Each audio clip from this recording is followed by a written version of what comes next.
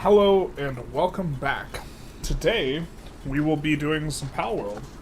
A little bit of Palworld. Feel like really close to the end of kind of everything there is for this game to offer. At least without doing the absolute Mongo like crazy grinding.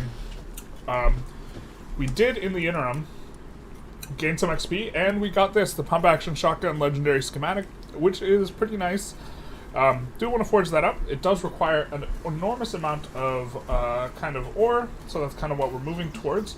We need to make a ton of refined ingots, and so kind of regretting not having something a little bit more automated in terms of getting ingots, but that's okay. We do have some automated stuff in terms of getting coal, which is why we have so much coal at this point. But we might be forging that up. I think what we're going to try and do is we're going to try and take a crack at capturing Stallion here. And then if we can catch Stallion, we can use the Stallion to maybe catch the Jet Dragon, and then we can use the two of them to defeat the final tower. And if we defeat the final tower, we will have all the achievements. I suppose there are still 2 more legendary mons, but we'll see exactly how this stuff is unfolding. To that end, I'm assuming we're going to need some more legendary balls, so we're going to check and see if we have any pal metal ingots to maybe do some stuff. We do not have the requisite materials. And we're also going to see what we have in terms of capture. Juice and Liftmuck effigy. Okay, so we need another 21 Liftmuck effigies to get max capture amount. I don't think we're going to do that before doing the boss or the legendary pals, so because that would involve just kind of a lot of us flying around somewhat aimlessly just to pick that up. Although I suppose the capture rate is sufficiently low on the legendaries, maybe we do that. If it's like below 2%, I think is kind of maybe the break point. Even once we get them really low. So let's take a crack at Stallion. To kind of have a little bit of a start here.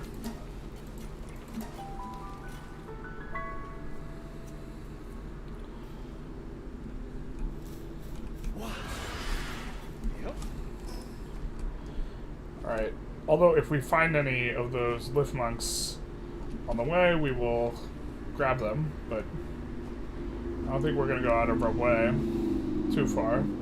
Ooh, there is a cave there. So I don't hate doing the caves, because I think we might need to XP farm a little bit before all is said and done. This is probably a relatively high level cave. It is. So we'll mark it on our map here. And by the time we're out of this cave, I imagine we actually have a couple guys that will level up. Like the Menacing will get 46 off this. Jormuntide probably won't get 46, but you can hope. Jormuntide and the Lylene. Hey Paul, how's it going? The Jormuntide and the Lylene represent for us kind of a lot of our power. It's unfortunate we don't have something a little bit better against these guys, but it is what it is. Yeah, I think we'll just try and clear this one out quickly instead of like killing all the guys.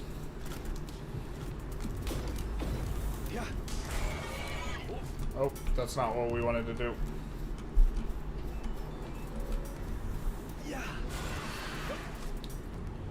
Have a little bit of a go here.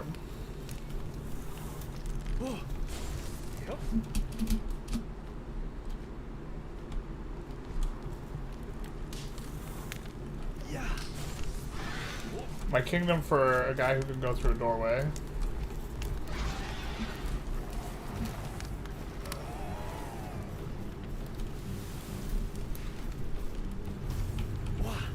I wonder if Jormuntide can get us some XP here, actually. Yep, it looks like it. Okay. So we'll let him XP clear that room while we grab the chest.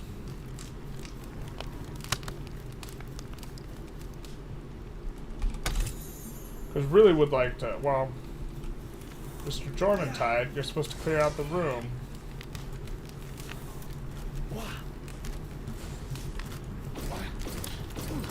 Ow.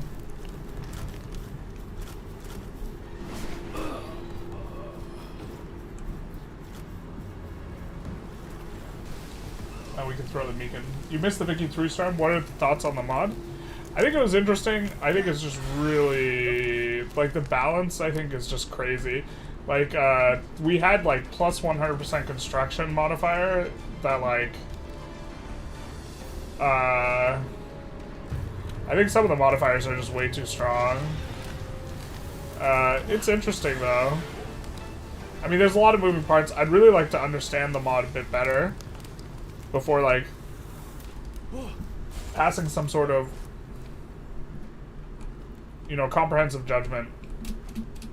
Because I think whatever my opinion is on it right now, or whatever I voice, there's a really high chance that it's just, like, not correct, I feel like. Yeah. But I don't know, there's like a lot of new moving parts.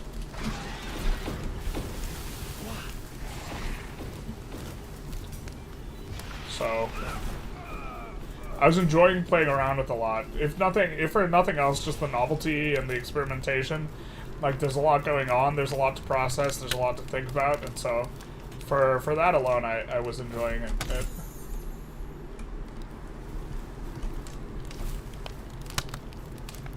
But I mean, yeah, some of the modifiers just seemed like crazy.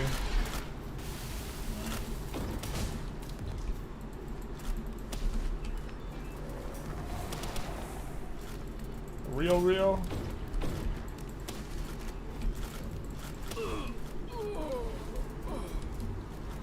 I feel like we've gotten a little lost here as well.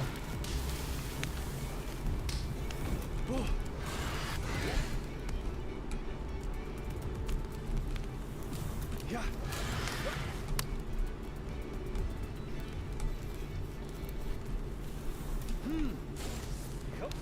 I think that the way that they're auto-generating these things, they might have changed. Alright, there's the boss. We'll throw out our trusty Jormuntide.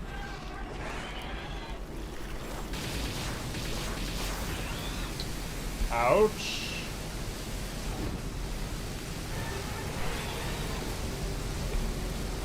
Nobody saw that.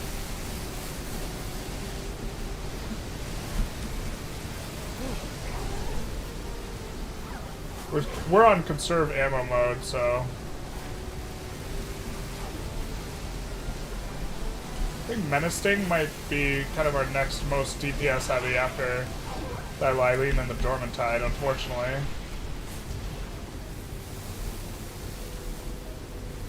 Oh, I forgot he's dark and this one's normal, so he's gonna have some moves. Get him. Get her.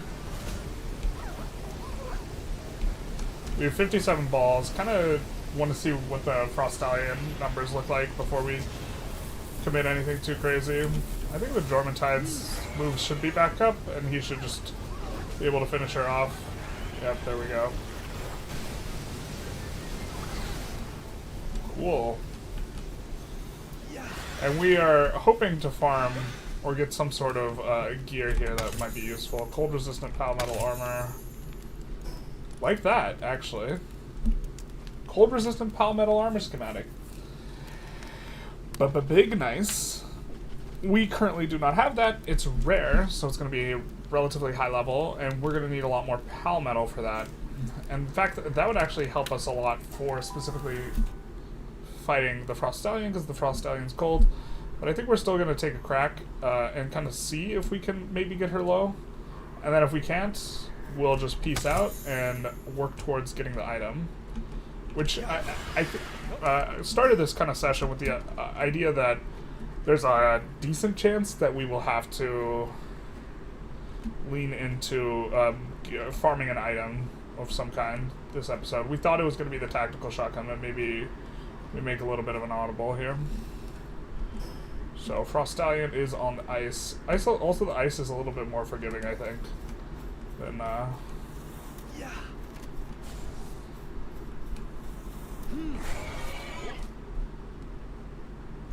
than the fire area where we can light ourselves on fire. I think that here, let's do another one of these thermals. I don't think it gives us cold resists, but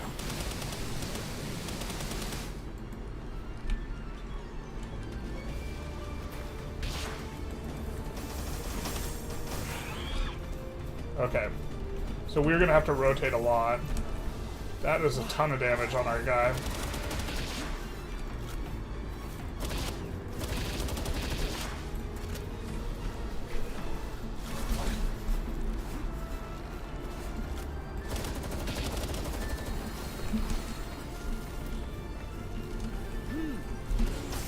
Ow, that was a ton of damage on us. So this is gonna be tough.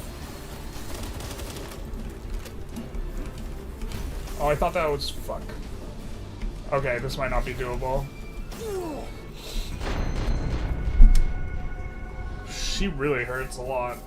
Alright.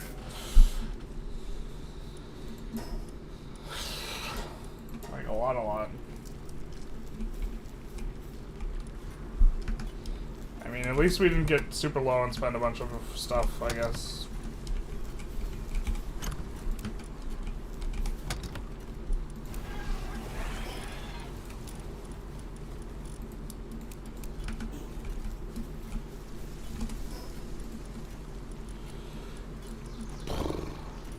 I don't know, maybe we just need to get better. Like, I hate when that's the solution.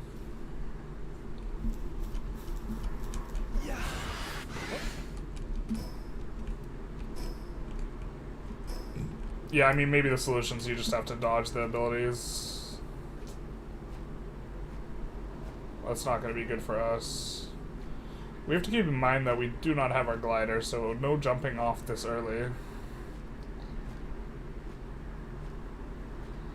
Think we can make that there on our stamina? Oh no, we can't. No! No! Please don't fall off the mountain. Okay.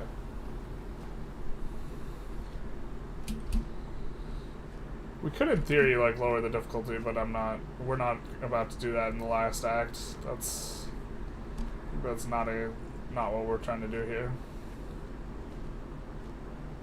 But the Frost Stallion does seem... well, we did, like, 1k of life. I mean, maybe we can... well, the Palmetal armor was very attractive as well. So the idea that we could, you know, make the rare, these two items and, like, maybe have a decent shot.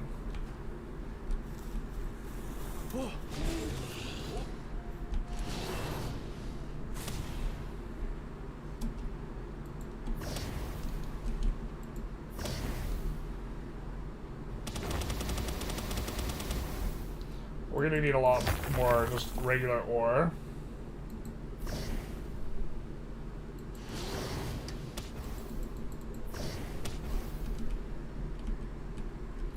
Don't really need the quartz. I guess we'll pick it up while we're here, but almost don't want it. That's gonna finish it off. Yeah, because now we're way down. Just barely.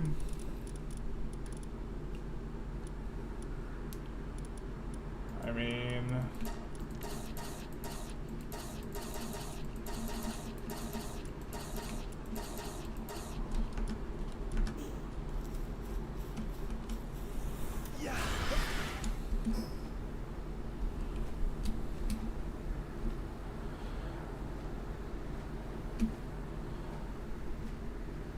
I mean, we can see what the difference in armor looks like when we make the rare Palmetal armor. I think it doesn't give that much, but...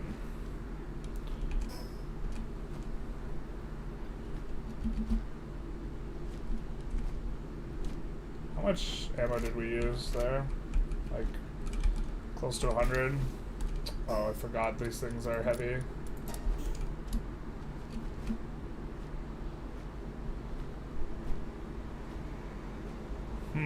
That was a little anticlimactic, though.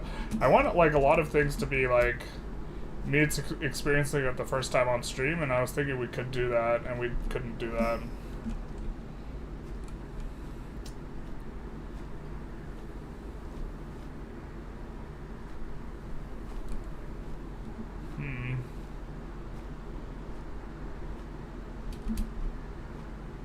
Yeah, I mean, I guess it's just farm iron. That's like what we need to make the pal metal thing.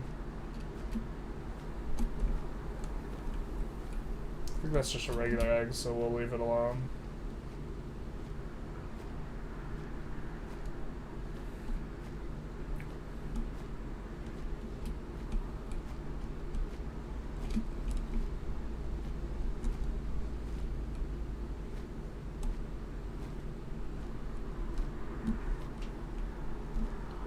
Did we went past it?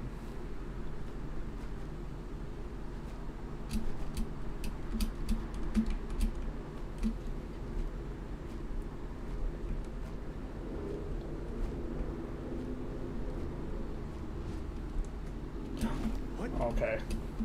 For a second I thought we didn't have our glider. Getting ready to log off. What? So when you log back in, you're close to the ground.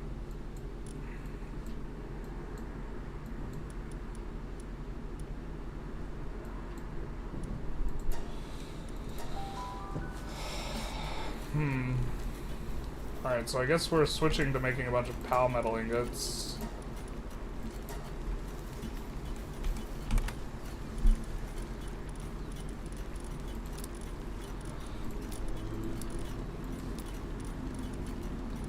For the cold resistant pal metal armor.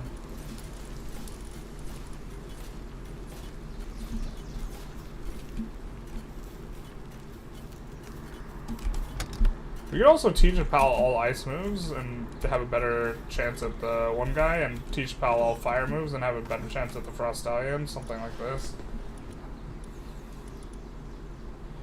Alright, so we need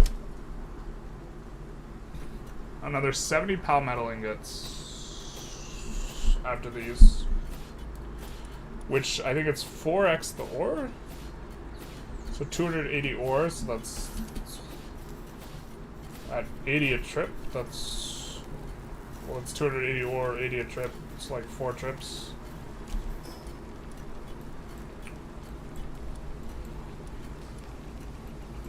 Maybe we try and do something a little bit more interesting while we do this.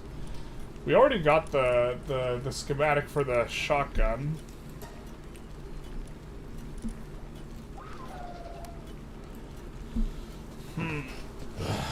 Maybe we should have, yeah, I mean, I think we really should have made an area to, well, let's check out this mining spot, I guess. But we should have had a place automatically mining.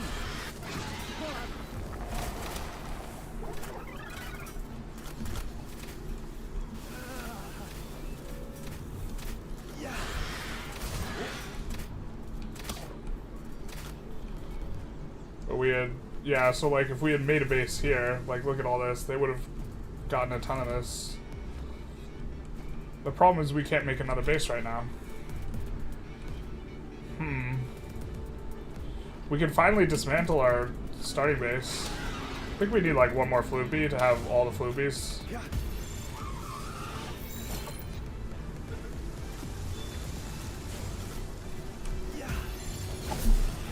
So I'm just thinking of maybe dismantling the base and setting up a mining base here. Okay, we actually did capture them all.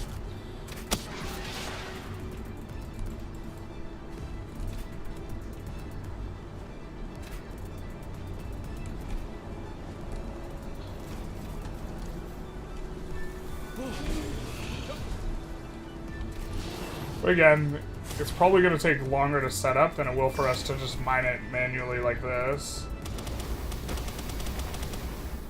Just long term it'd be better, but how long term do we want to play?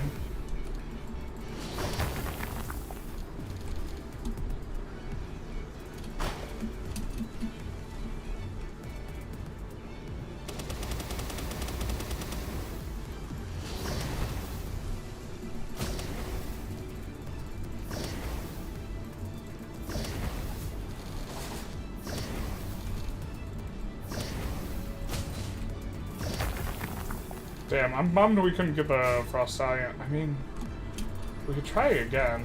What's this about, man?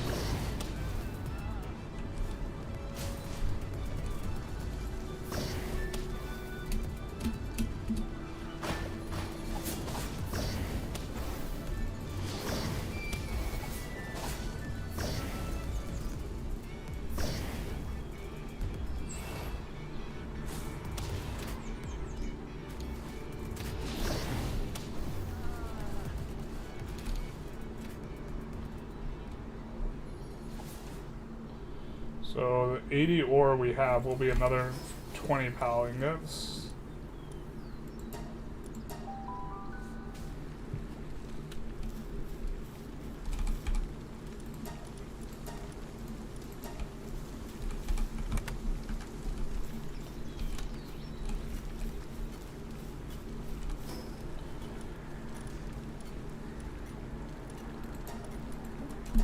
Let's farm the Bushi for experience, and then we get the Astagon, or we get to get a little bit of ore on the way.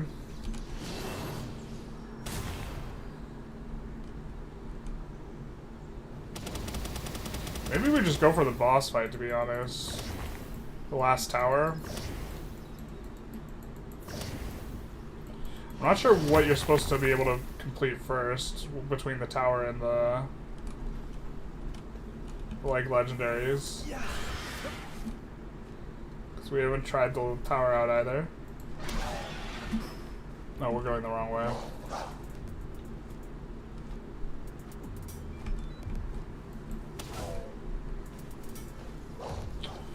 Could also try and get a really high level menace sting with the ability that makes us bulkier, and maybe that would be sufficiently good.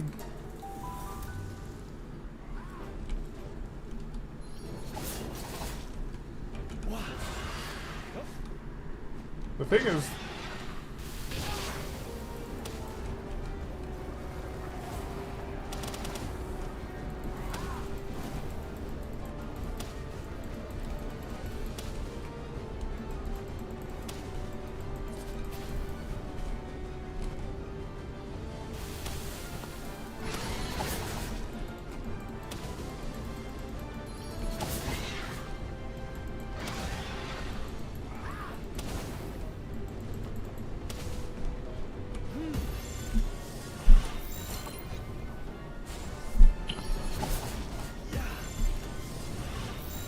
I think we want some of these guys for breeding, and then just kind of maybe the XP. They seem like generally kind of good workers.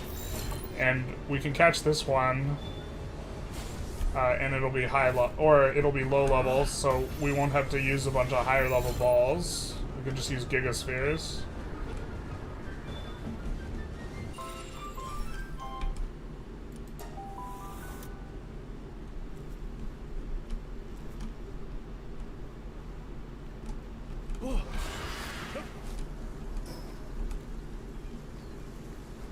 Also not that far of getting our guys to like higher levels here. And maybe that's the play. So the Jormuntide and the... Well, the problem is we got clapped, right? And if we're getting clapped, we can't get clapped.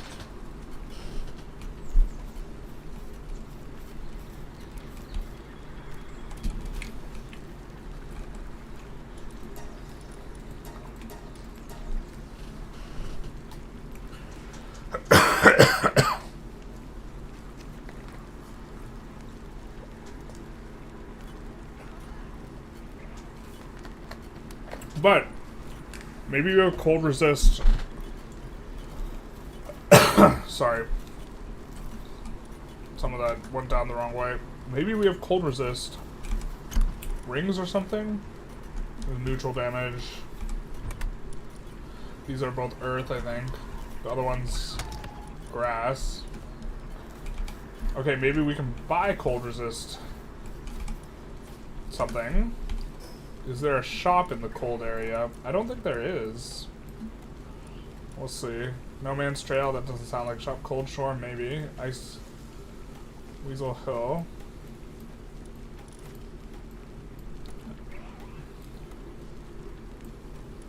We know there's a small settlement shop in this small settlement, but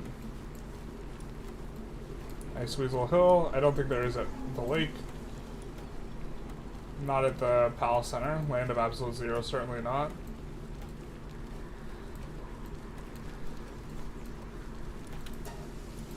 We'll check out some of these, and then also look to just grab iron when we see it. I think our iron in the base is not spawning anymore, to be honest. So I think we were a little bit too aggressive building our stone areas. This is definitely not a thing. Let's actually go back and maybe delete some of that.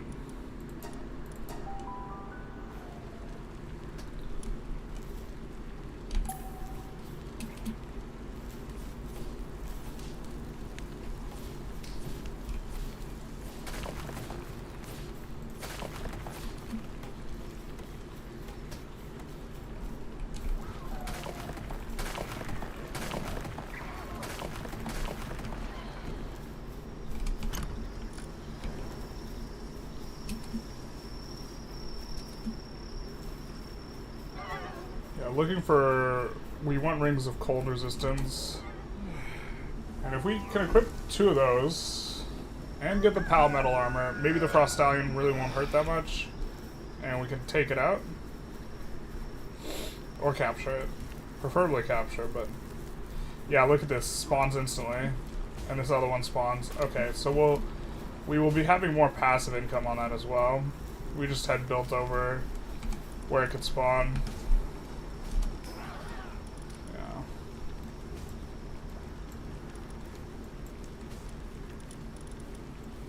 So we'll check the second. No Man's Trail seems like there wouldn't be a settlement there. But let's fly from No Man's Trail to the next one, and then pick up any ore we find on the way. So we're going north.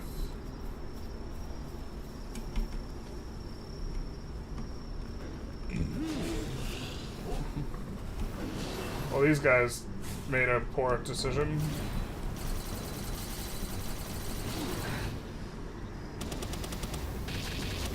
Wow, they're kind of bulky. Okay. Just kidding.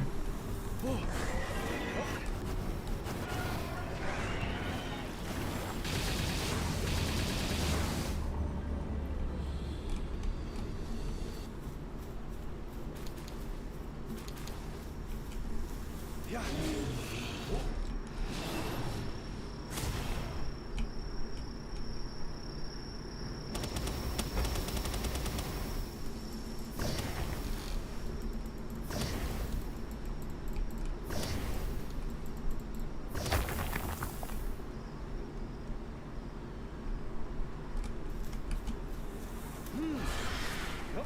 I think we're not picking up any regular eggs. We'd only be picking up eggs that are large or bigger.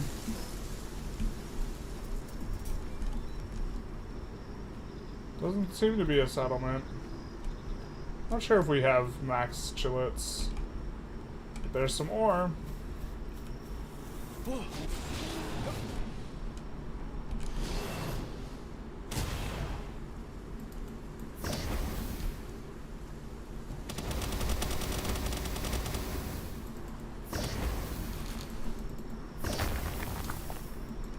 We're just gonna drop all the other stuff. Well, definitely that, but also this.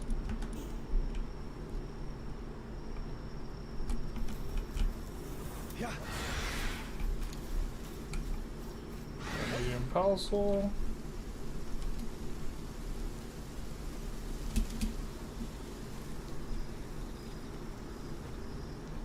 Oh, it might not even be. It's probably not all the way up here. Yeah. Okay, this looks like a big egg, but we will not be able to carry it. It's going to be too heavy. So we would have to drop. I think we're going to forego the egg. We're not about dropping our ore, but it doesn't seem like we have. It looks like that is a place to maybe go through, but let's fast travel back.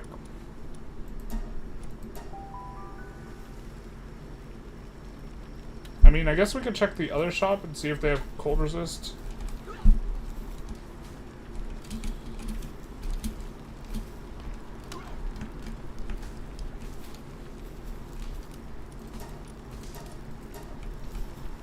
$45. We will have 70. I think that's, is that the amount we needed? That might have been, no, I think we needed 90, but we're pretty close to what we need for that pal metal. Alright. We will deposit that. I guess we can deposit some other stuff, actually.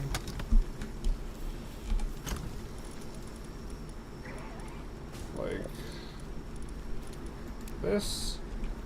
Let's see if this other shop, because we know there's a shop. I think the Fisherman Point one won't have it, but this shop, the Dune Shelter shop, might have something that we could cold resist items, and if not, we can sell some stuff there. Sucks, we just made Pal Metal. Wait, what? It's really too hot? Okay.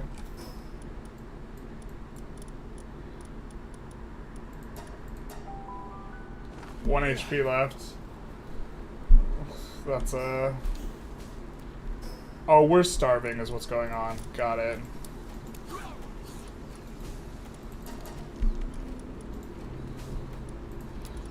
I thought it was the heat. Alright.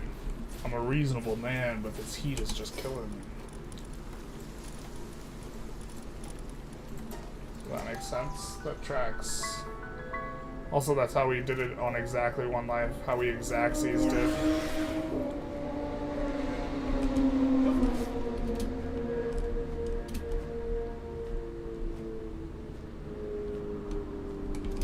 Ooh, I didn't realize there was an egg up here.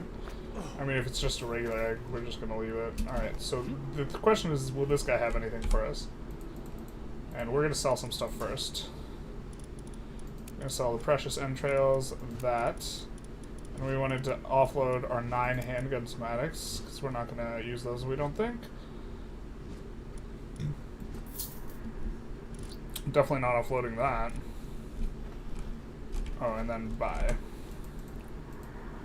Please have a cold resist. You don't. Got a musket, but no cold resist thing. I suppose we're probably going to buy ammo from them.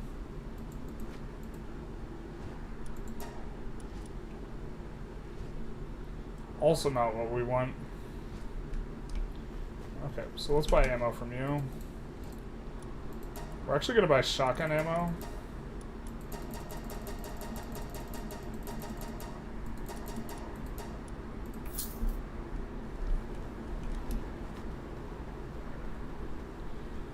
Even though we don't have a shotgun that we want to use, we can forge the legendary shotgun.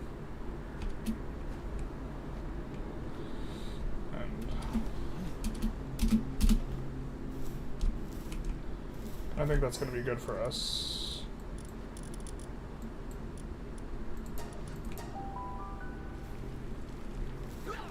We also got to check on some of this egg business because of this. So we've made a lot of eggs. My kingdom, to be able to pick stuff up.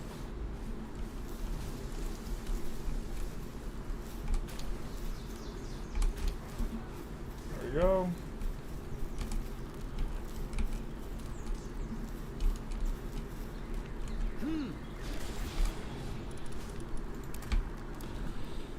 We're probably going to unleash more of these guys into the base. Lucky Serious Artisan. Depending on the gender, we might use him as the new breeder guy.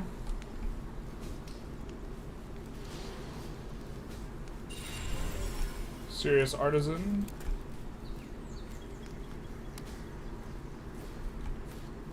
Serious and Artisan are the important ones. Artisan.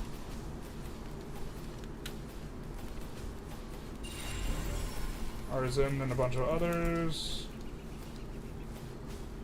Get out of here, Repto guy. You're crumping our style. The frick. Oh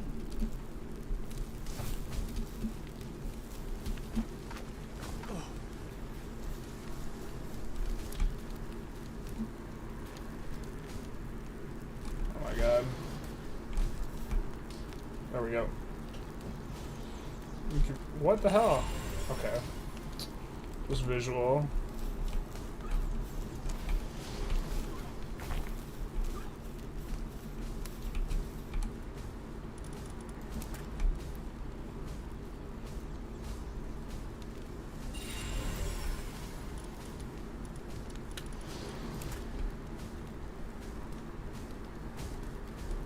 Oh my god. The thing like visually, oh my god. Because I'm clicking F to do the other thing. UI, please.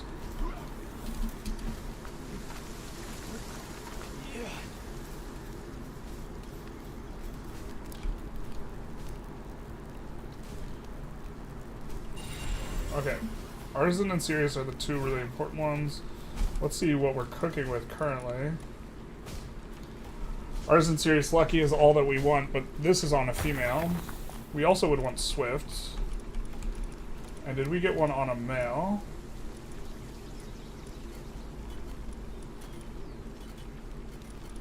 We did not. Do we have Swift on any of these guys? I know we have Runner on a couple. We don't. So we'd have to breed it, I think. So we have Runner on a few, but now we can swap these guys out for like these three for ones that have Artisan Serious Lucky.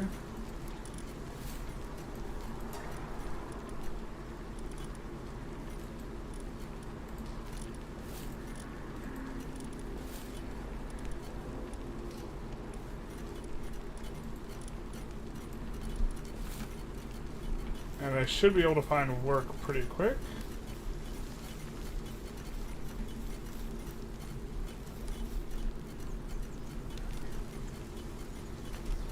Where's the Jormuntide Ingus when you need him? He's stuck on something, maybe? Yo, dog, we need you to make the balls. You mind? Oh, not the balls, the... Alright.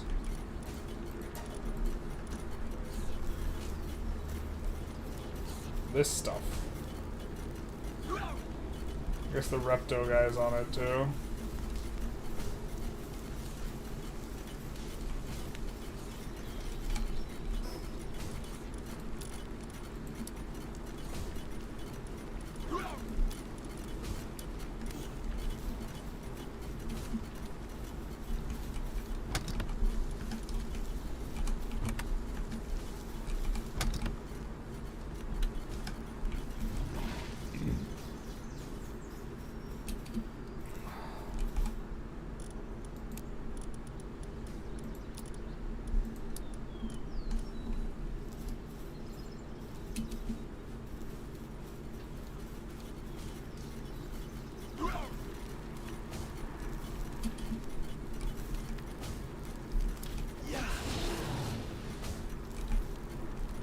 Oh, I don't want to do that.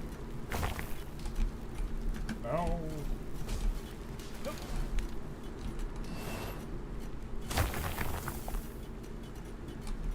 Oh my god. I want to hop off the dragon, please.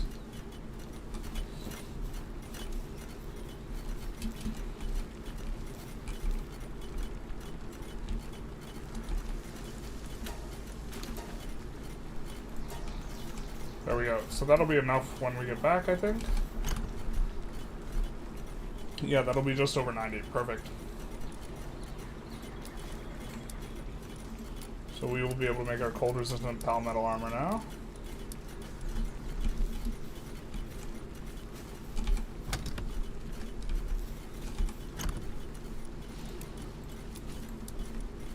So what else can we do? I guess we can keep getting more iron because we also want to make the shotgun.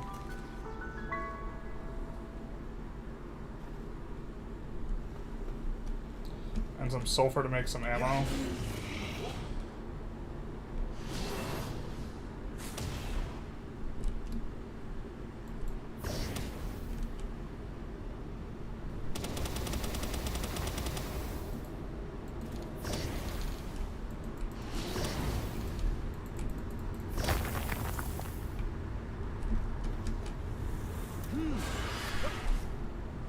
I mean, we could do this cave. Maybe if this cave's level 40 plus, we do it. Oh, we can't do it. The cave is caved in. We can see who gives the assault rifle schematic, but I don't think that'll be useful for us.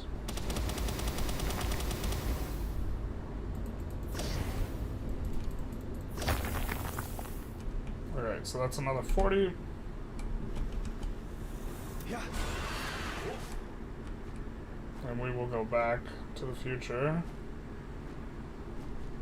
We might come back here, pick up some sulfur and some iron. But this will give us a good chunk of refined ore, which is what we need for the shotgun. So, just do it here. Forget how much we need for the refined. I think with this and this it'll be enough. So we don't need more ingots necessarily. Why don't we just get more just to kind of be on top of things? I mean, we could go kill Blazomet. That'll actually give us a ton of experience instead. Or we could grab this and then go kill Blazomet. Because the entrance to that is up there anyways. So let's just grab some sulfur, some iron, and then kill Blazomet. Yeah.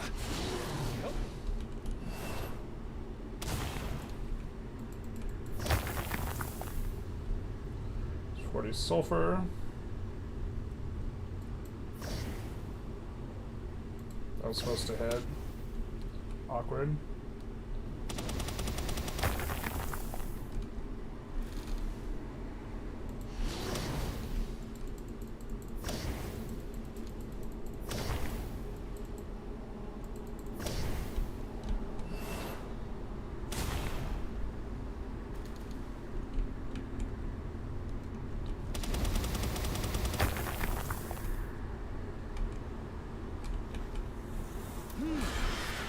Let's go kill the Blazomet. Oh, we might need to use bullets to kill the Blazomet. I forgot if we use bullets or not on him.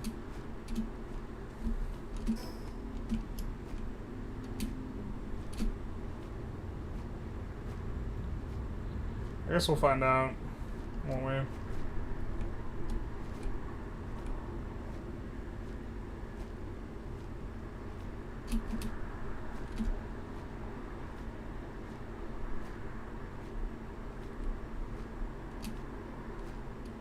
Yeah, we definitely...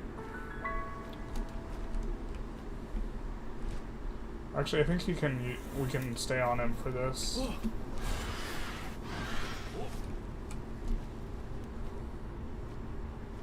Yeah, nope, not through this exact corridor, but the rest of it.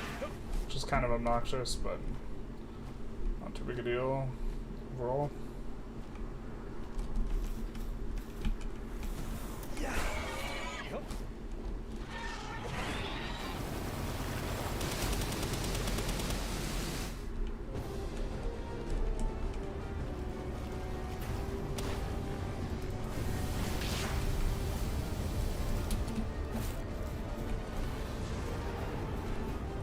We're gonna conserve ammo.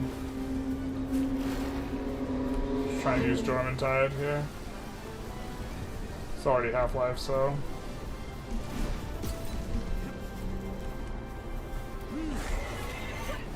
Pop back on pop. Do it ourselves.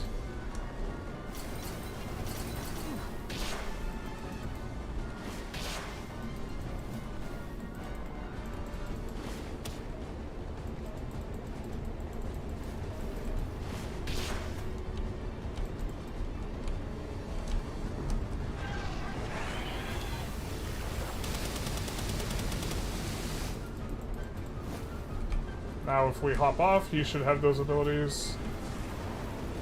There we go.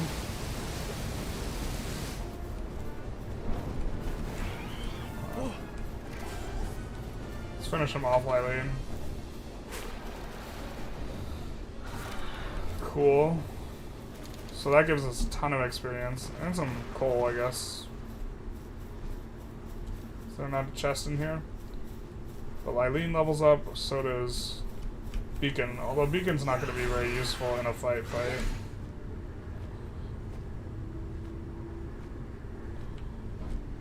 Still. Better than nothing, I suppose. I mean, he does decent damage on, like, one of his abilities. Just, like, overall, it's not that...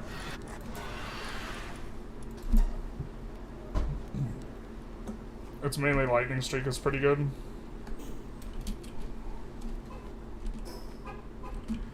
Let's go down to this one, I guess. Might be a little bit closer. There we go, we can see it.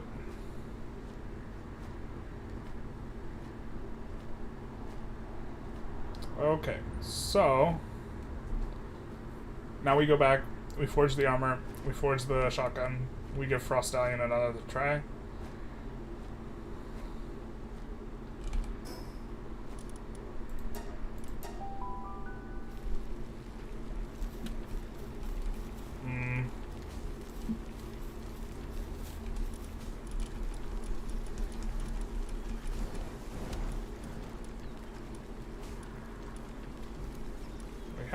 When did we cut a second pulse on it? The hell? I mean, they both have Flame Emperor.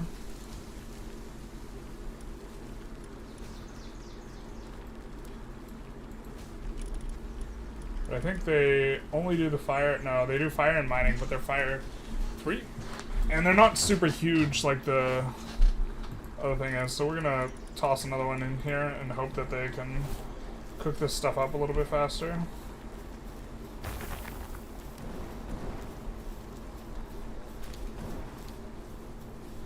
Maybe we also got to get rid of some of these so that the cookers cook better.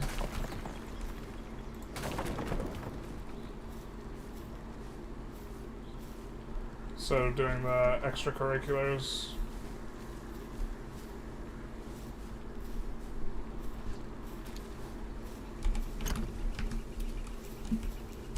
What the hell's weighing us down? Oh, I guess the sulfur and the other stuff. So now these guys are doing the things. I guess that doesn't really belong there. And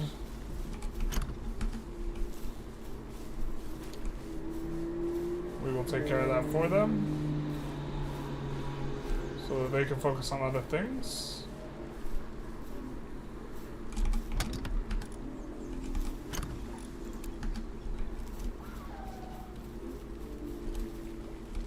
My kingdom for someone who wants to work. These lazy Pokemon. Unbelievable.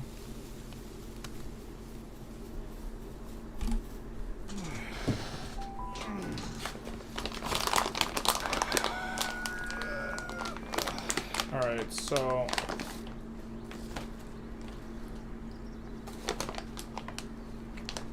yeah, we can't cook it ourselves.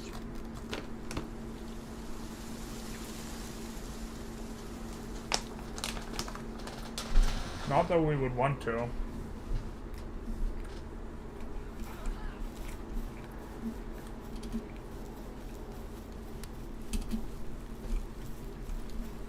Okay, thank God. Bazamit's working. Someone else is working here.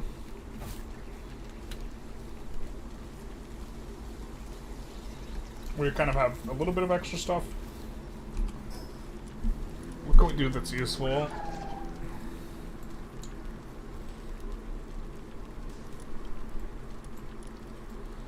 What can we do that's useful?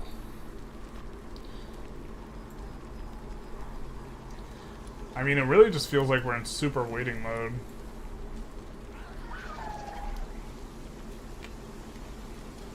I guess we can go do a thing. That might yield us another thing. Of course, really cold. So we do that. And I think I remember seeing a cavern for exploring. Oh, maybe we explored it. Maybe we explored it.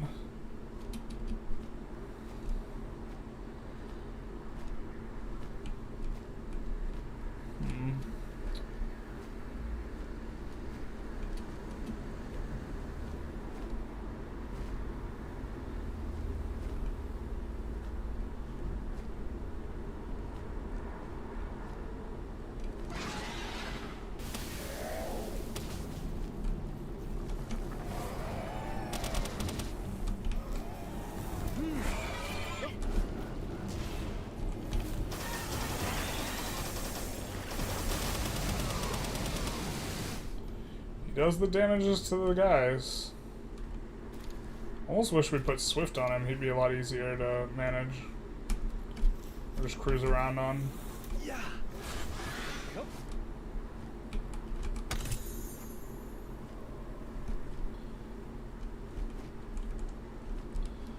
Alright, I guess we go clear an actual cave somewhere. I mean, let's grab this ore while we're here.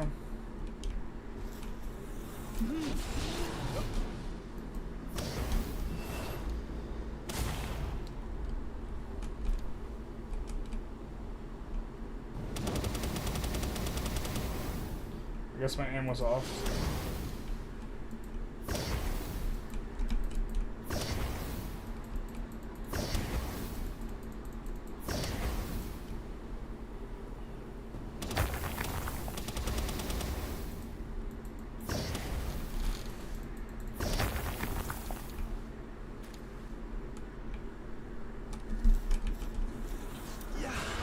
Let's go with this guy. We're weighed down, really? Don't feel it's too weighed down, except we do. Let's see.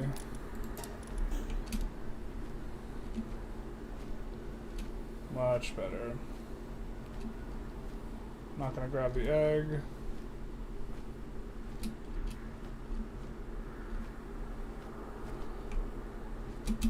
What? Yoy. Wow. Yep.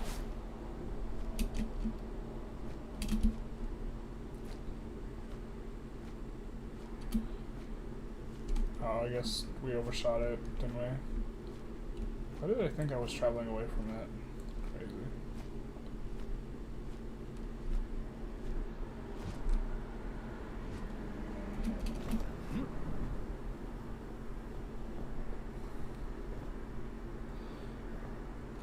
Alright, we might call it a bit earlier than we otherwise would if this doesn't work. The combination of the shotgun and the higher tier PAL metal armor is not enough. Alright, so we're gonna forge the shotgun first.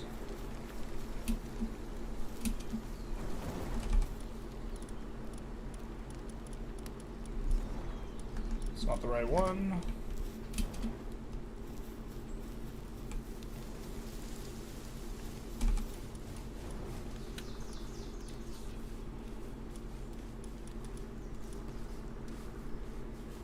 We need 2 polymer. Oh no, wait, what else? Oh, we need a ton of polymer. Oh, we're nowhere near that. Oh, we also nowhere near the number of refined ingots. Okay, we need like 100 more. Well, shoot. I guess that's kind of already a lot more, and then we know we need more polymer, but we need a lot more polymer. Alright. So we could go pick up a couple hundred PAL oil from a shop. I think they have it here.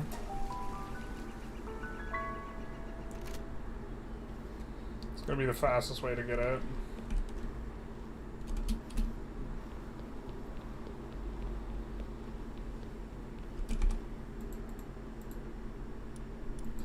Great.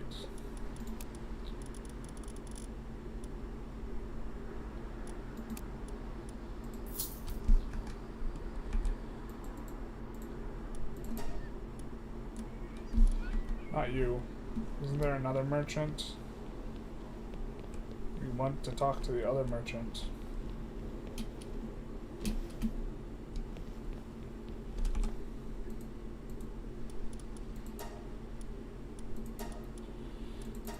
Oh, this is gonna get expensive. Maybe we're supposed to know exactly how much we want. I think we'll eventually go through it all though, so it's probably fine.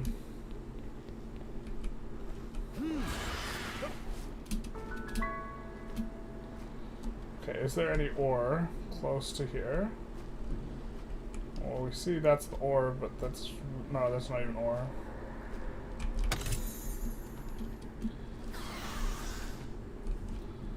Guys aggroed. We don't got time for that, though. don't see any ore. What? Do see an egg. That's probably just a regular egg, actually. It's just a regular egg.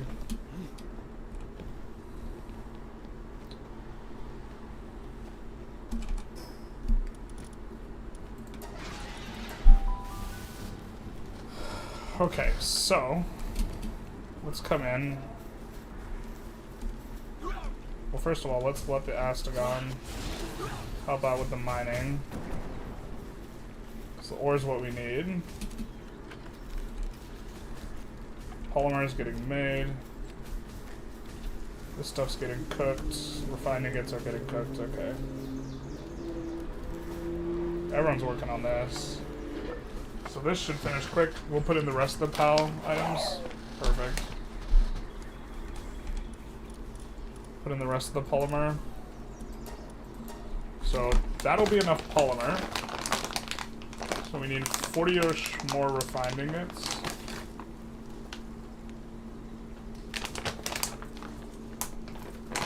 A little bit of a grind here.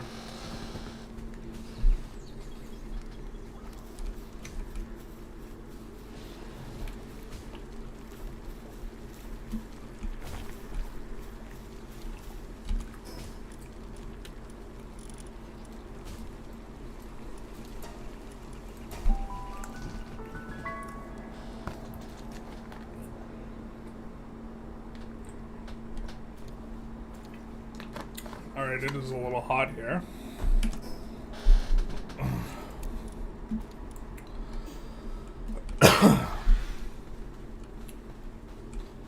These guys have been doing good. Mining the ore. But I knew there was this here.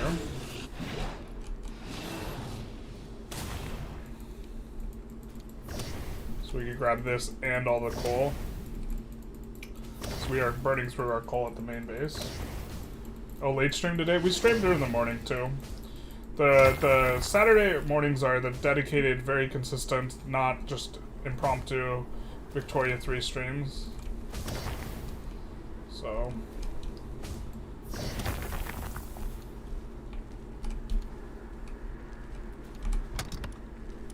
let's take this. We should be too heavy. Oh my god, get out of our way. We want to fast travel. Yeah, a little bit of a late one here on the Palworld streets. I was thinking we were going to be able to fight the first stallion. We couldn't. Feels bad, man.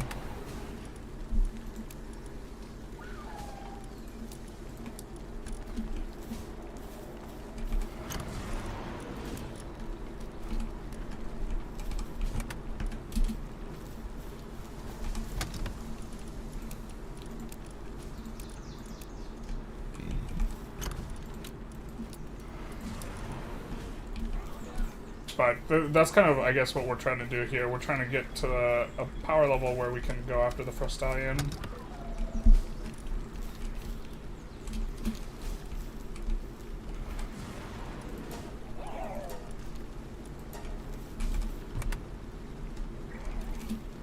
I need a little bit more.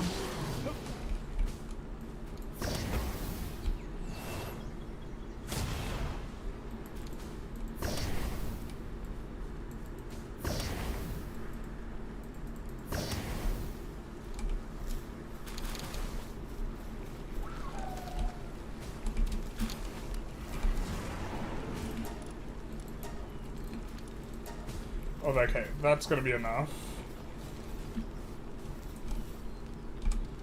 And the PAL metal ingots are enough once these ingots finish. Because we got enough to make a legendary pump shotgun and the rare frost PAL metal.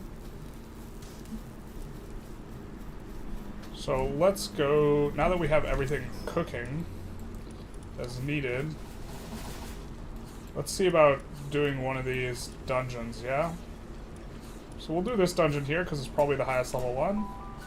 And then hopefully by the time that finishes... No, we haven't caught Jet Dragon. We're catching Frost Stallion to help catch Jet Dragon. I thought we could just... I thought we might be strong enough, we weren't. Big sad. It's much sad, much big. Yeah. Smell you later. It was nice to be able to one-shot those guys. But we did that because they have a ton of high-quality palmetal.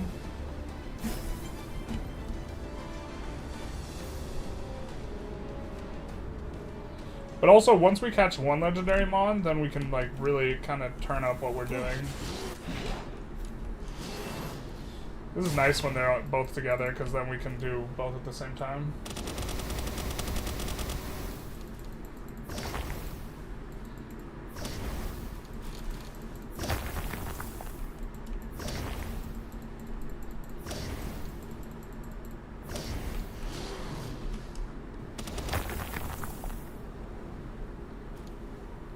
And we're full, but, this stuff's really heavy. So we can just do that. Well, maybe we should go back to the base now, though. Man. Because we barely have any carrying capacity, we're not going to be able to carry anything.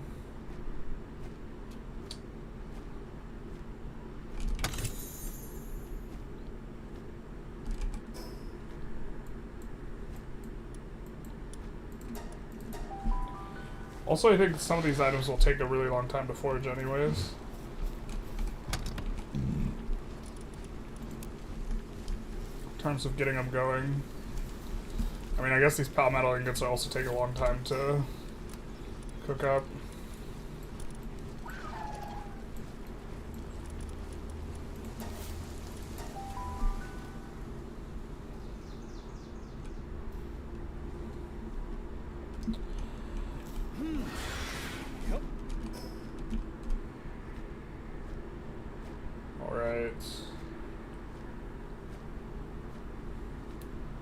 I don't know, how's everyone's evening going? As we're on this Palworld grind. Do we even have... We don't have too many hyperspheres, so I think we're gonna leave them alone, but...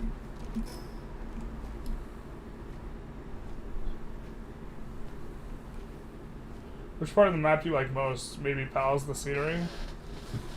It's an interesting question.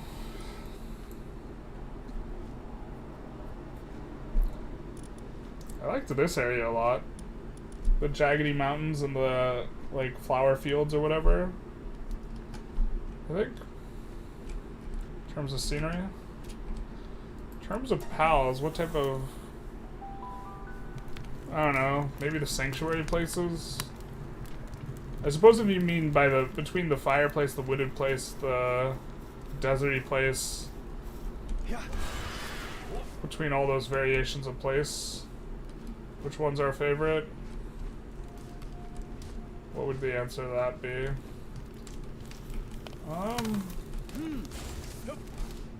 I probably like where the Malsanda guys are, the little ball green dudes, which is like the earth place.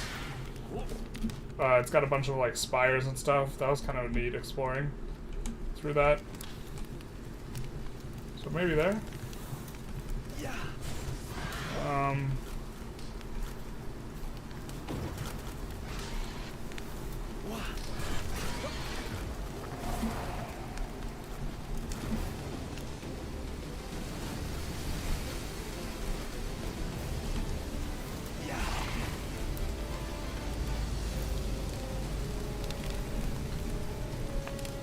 Hopefully Menacing can kill something.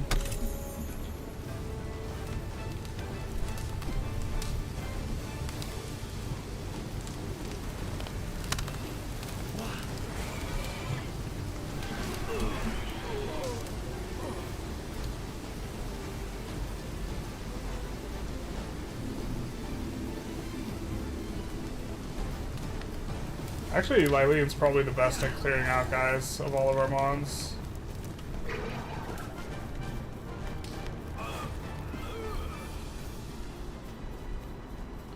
Or clearing out chaff, rather.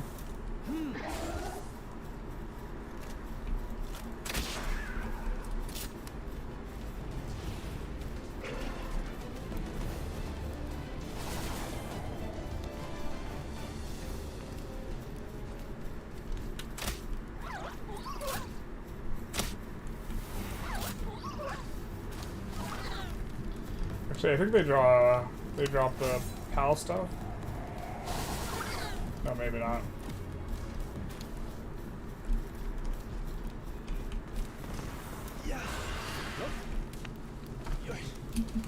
That was kind of a waste of time. Time is precious. As we will learn from Gary Kasparov.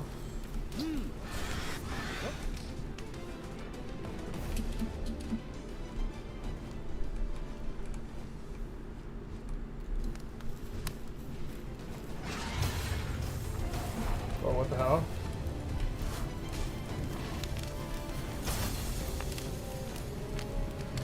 This is the most unforgiving.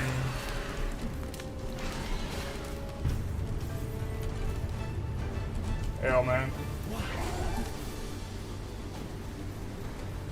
Cool, do you like any Paradox titles or just Vicky 3? I've played a ton of EU4.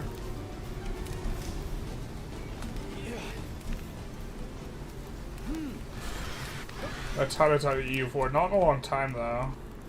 I feel weird making EU4 content though, because like I feel like I'm not very good relative to like what else is out there. Ooh.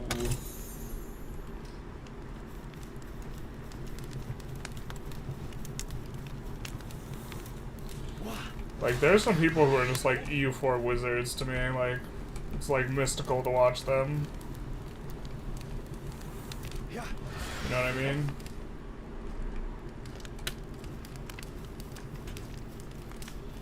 Like Flurry Worry. You're just like, bro. Like that's just a whole nother level of stuff. There's like in Victoria 3 there's not so many mechanics for like it to like be that much all going on at once. There's just like a deeper like mechanical system, but it's not in terms of quantity it's not obscene.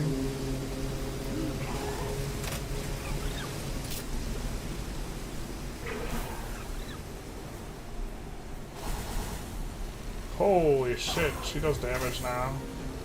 She's really squishy though.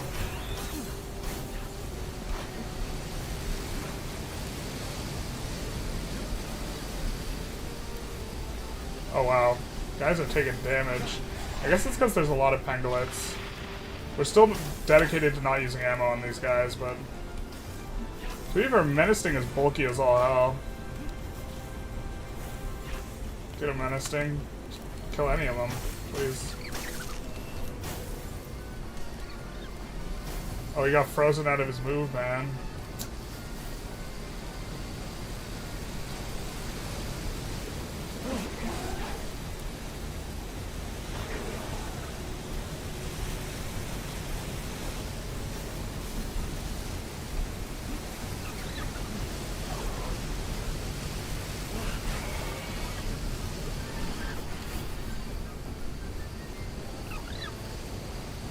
Oh, that's gonna clean him up.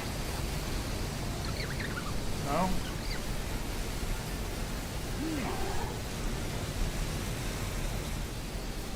I guess Eileen's got it. I haven't seen you make EU4 content. There's no EU4 content. I haven't played since Leviathan came out, so I haven't played since before I started making videos on YouTube. But in the past, I have played an enormous amount of EU4. I was actually also pretty mad about Leviathan. It was Defense Pendant +2. That's our first rare item. That might be kind of what we needed. How do you change the anarchy law in Victoria 3? I don't think it needs changing. I don't think it should be viable. It's like a meme law. I think it should be a meme law. I think it should be worse.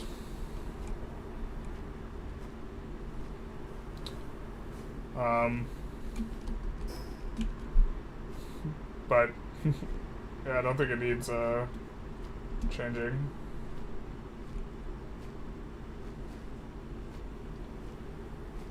You'd love to watch me play EU4? IMO Leviathan made the game awesome. Leviathan on the release just like broke the game. Like, independent of the content, like, it just, it was released in such a bad state that it made the game, like, unplayable. that was my perspective. I don't even think I bought Leviathan. Just like reading all the reviews, I was just frustrated with it, which maybe is not fair. But at this point, like, maybe I'll make. I mean, I'm never using that ever. If I have this other action shotgun, a legendary, right?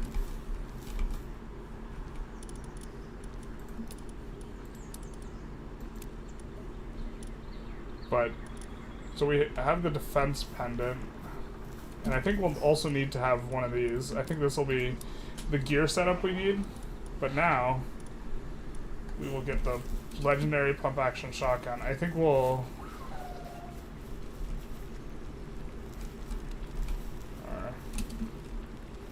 let's see what we can do with all this. Okay, so...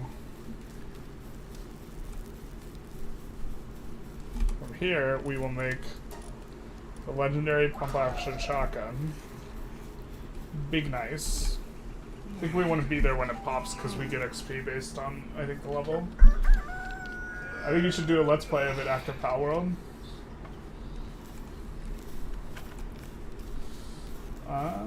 Maybe. Why is it a meme law? Anarchy is just more democracy. Wait, what?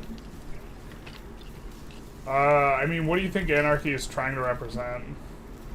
Anarchy is not... I don't think anarchy is more democracy. I'm even confused by the... Oh, we need more high quality cloth? How much more? 8? So we're gonna need to go buy wool.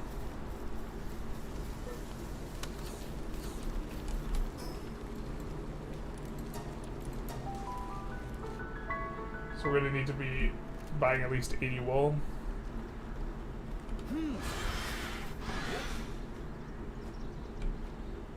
But like, it's a meme law because it doesn't give you the trade-off resource. It doesn't give you more authority than some of the authority choices, and it doesn't give you more legitimacy than the legitimacy choices, really. If I recall correctly. I guess I could take a closer look at it, but my recollection is there's no reason to ever go it. Because you don't get, like, the stuff you want from it, basically, when it comes to laws, other than the memes. Sometimes the ends justify the memes, though, so there is that.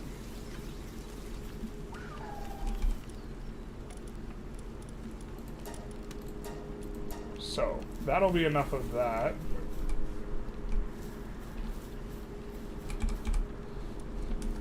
Something's going wrong if we have no wheats.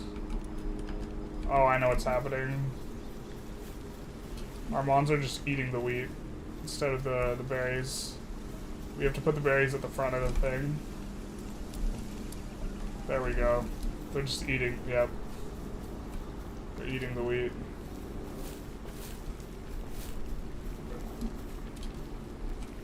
I think we have another feed box somewhere, right?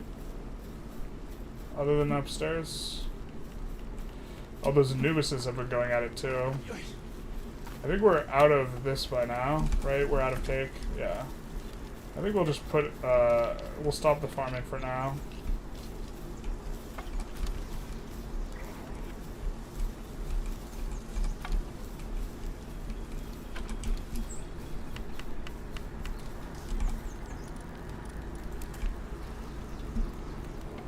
Are you talking about purely gameplay? Well, I mean, like, I think if you're making it, like, a greater representation of, like, reality, like, anarchy would be a horrible way to conduct a government, which would just lead to a massive, like, serious swift runner. Interesting. Like, what's the point? Or not, what's the point? Like, I think you collapse, like, society if you go anarchy.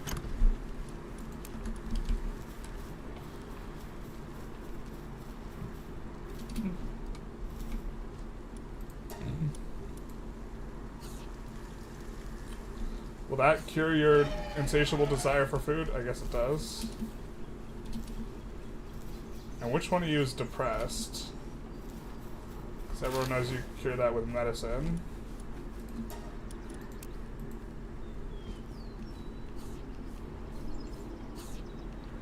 Yep.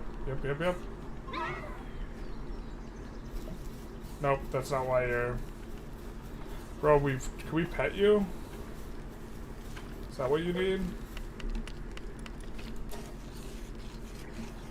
Yay! No, you're still depressed. Alright, well, we tried.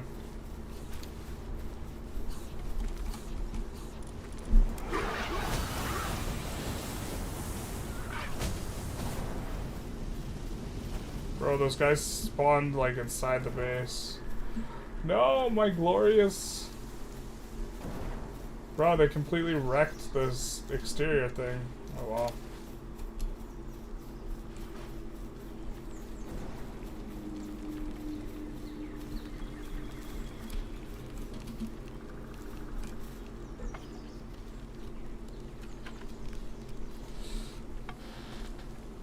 I was about to type half a paragraph of leftist literature why anarchy is totally not a meme, even if it failed almost everywhere. I mean, anarchy is a state of no government. I mean... You can write it, but it's like saying we don't want to have laws. Unless you have a definition for anarchy that's dissimilar from my own. In which case it's more a matter of talking about definitions of things, where we're talking past each other. I mean, you could shoot your shot, or define what anarchy means to you, I guess. Because, like, you might have a definition I don't object to.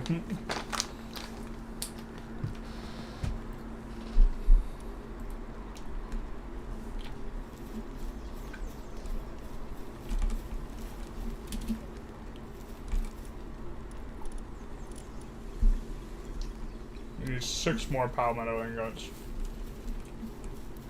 Okay.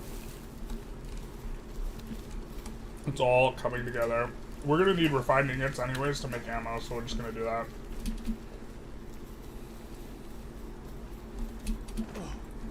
Okay, it's all coming together, guys. We're almost ready.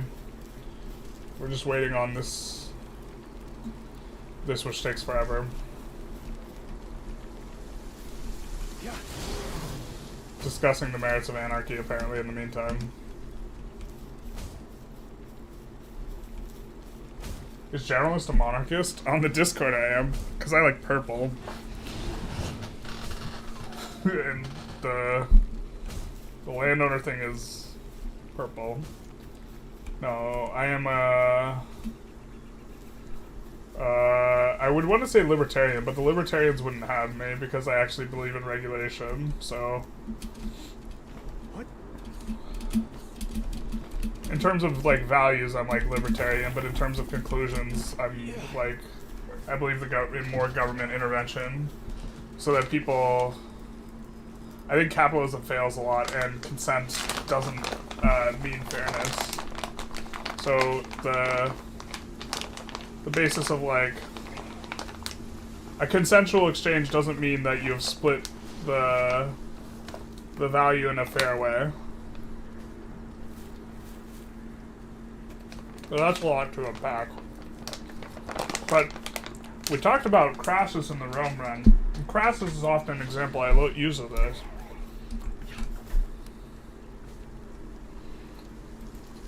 And you see, Crassus was a Roman. He was the part of the first triumvirate with Caesar, Crassus, and Pompey. And he made the first fire brigade.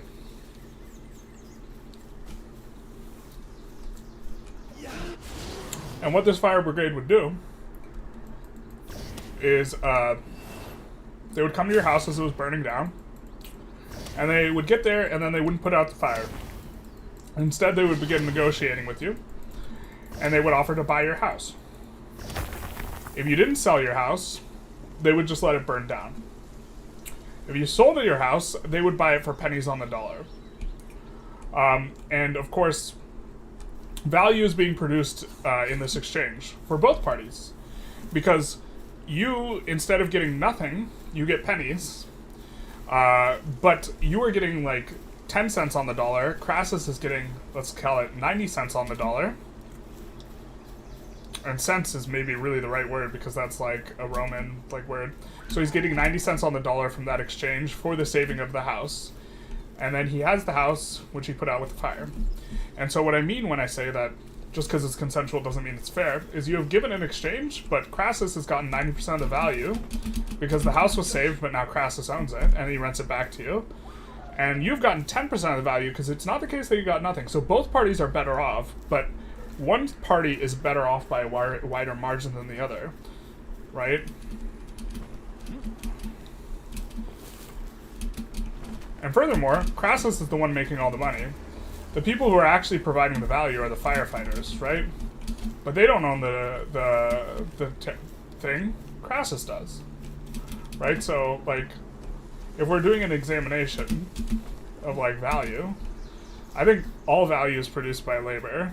Or I think value that's relevant to humans is produced by human labor. Like, it's like a value is like a social construct, right? And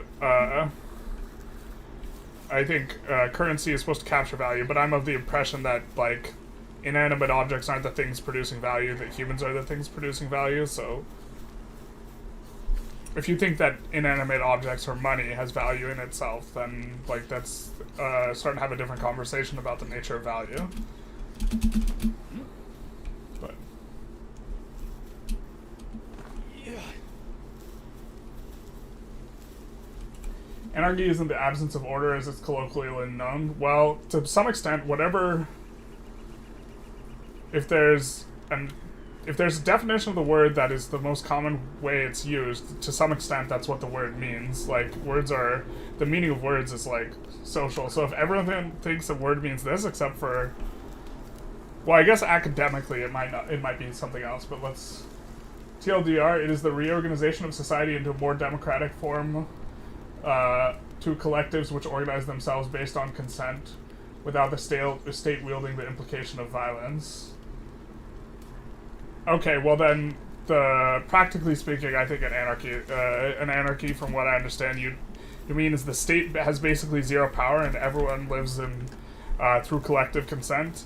I think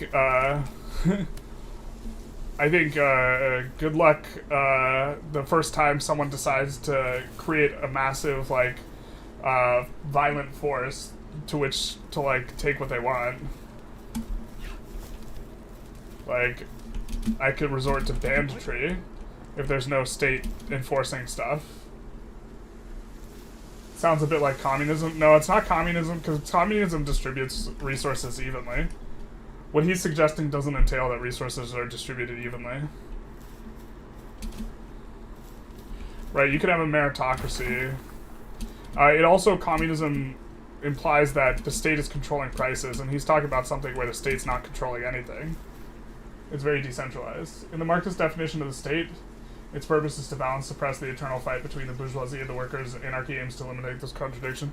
Bro, but most people aren't using a Marxist like, definition of a state.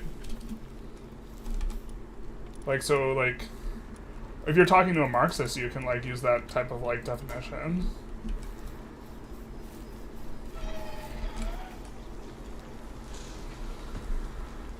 But, like, that's evaluating things through a Marxist lens, like, you know, getting your dialectical materialism on. This is anarcho-communism. Yeah.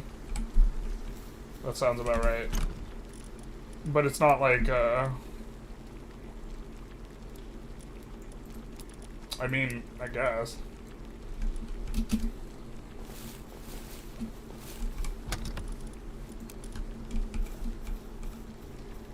But, like, the question is like,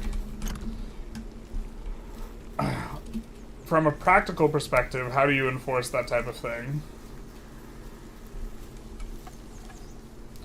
Well, it's so slow. We're just waiting on our items now. Yep.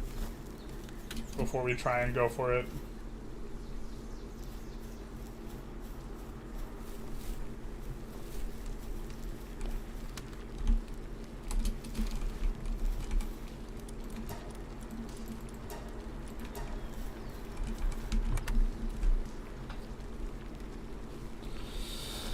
But, like, the way I look at value is very similar to how communist looks at value. In that I think it comes from human labor. And this was, like, Marx's position. It wasn't, like, original to Marx, though. The economist David Ricardo, I believe, was the first one who came up with the labor theory of value. I can't remember if it was David Ricardo. I'm not 100% on that. But, like, if you...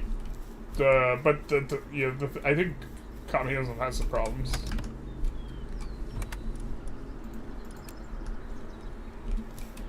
Which is, in practice, it's not been successful. In populations larger than 200, I would say. I think it's optimal if you're living in a tribal society, like under 200 people total. What do you think would be a system you would love to live in? I think capitalism is the worst system except for every other system we've tried.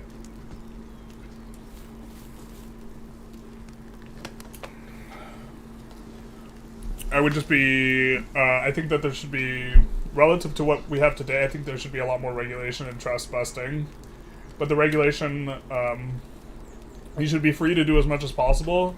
The regulation should instead impose the real cost to society on things. So, for example, there's like dead weight, there's a such thing as externalities, right? When there's, let's say, alcohol increases driving car accidents, which is a fairly reasonable assertion. You, instead of banning the drinking of alcohol because it causes external damage, so the sales of alcohol cause damage to society that are not fully captured within the cost of the alcohol. If it costs me $10 to buy a handle of vodka, the cost to society, because it increases the chance of drunk driving into a car accident, is higher than that $10. So it should cost more than $10 in order to capture the true cost because of external cost to society. And this works a bit better with probably pollution than the other thing as an example. So the alcohol should be more expensive. So it's not the case that I think that alcohol should be banned. It's the case that I think it should be made more expensive. And that whatever the cost, if you make it cost like 30% more, let's say, that extra 30% should go to offsetting some of the negative externalities caused by the drunk driving. But like, I think that externalities are often not properly captured. Like pollution, for example. Like companies, when they're selling their product, if the creation of their product causes pollution, right, then they should have to charge more for their product, and they should pay a tax to a government organization that helps to offset the negative effects of the pollution, right? And so it's not the case that I think you should ban something. It's just that you have to pay to offset it, whatever it is. I don't know what's up with these mods, man.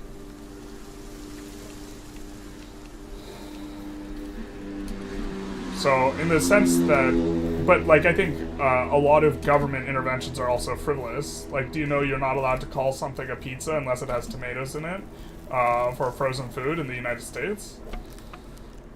Or at least you were not allowed to do this 10 years ago. I guess I haven't checked up on it, or like 20 years ago, something like that. So in order for something to be called a pizza, there's a consumer protection that it entails that it must have tomato sauce, or tomato in the sauce. So you can't have a pesto sauce pizza. I think that's frivolous. I also think that, like, food stamps are bad, not because you shouldn't give people money, and there should be some criteria on which people receive money, but I think that you can only spend them on food is, like, frivolous. Like, it's really, like, it's terrible if someone can't pay the rent because the government is mandating that its government assistance go to food. Like, people are much better at allocating resources than the government. So, like, in those types of cases, I think the government should, like, stay out of business. What's going on, you know? We're gonna drop some more Anubises in this bizzle, to be fair. TBH. Alright, so artisan's really what we want.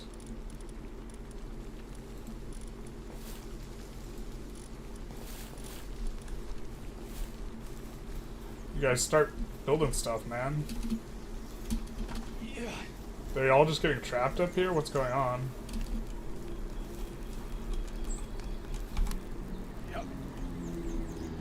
And the point would be the first who decides to banditry or conquering the anarchist collective that would fly because that would entail the elimination of said collective and they would fight back. Yeah, so but I've had discussions about like community policing and it's like, bro, like the like it's good in theory, but like in practice, like you just say like it's the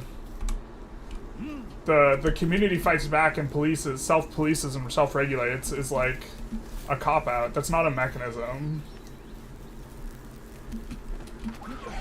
Right? Just the community stops it. It's like, well, okay. That's like... I don't know. Have you ever personally stopped an incidence of violence when you were present and it was occurring?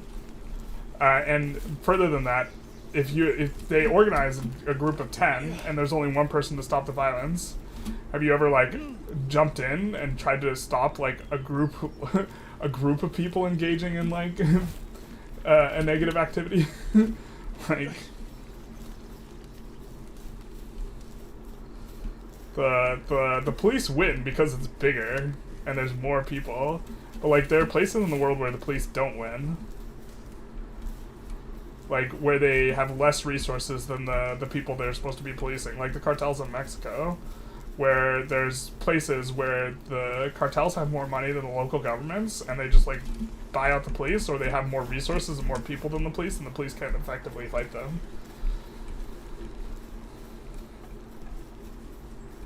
Right, so the people who have the banditry, they're likely to get more money and more resources and being able to pay people to help them with the banditry than the people who have to Good Samaritan engage in fighting back. That doesn't mean laws wouldn't exist or something. People would still vote and pass stuff, but enforce it with less coercion. I don't know. How do you propose to enforce the law without coercive force? I don't understand.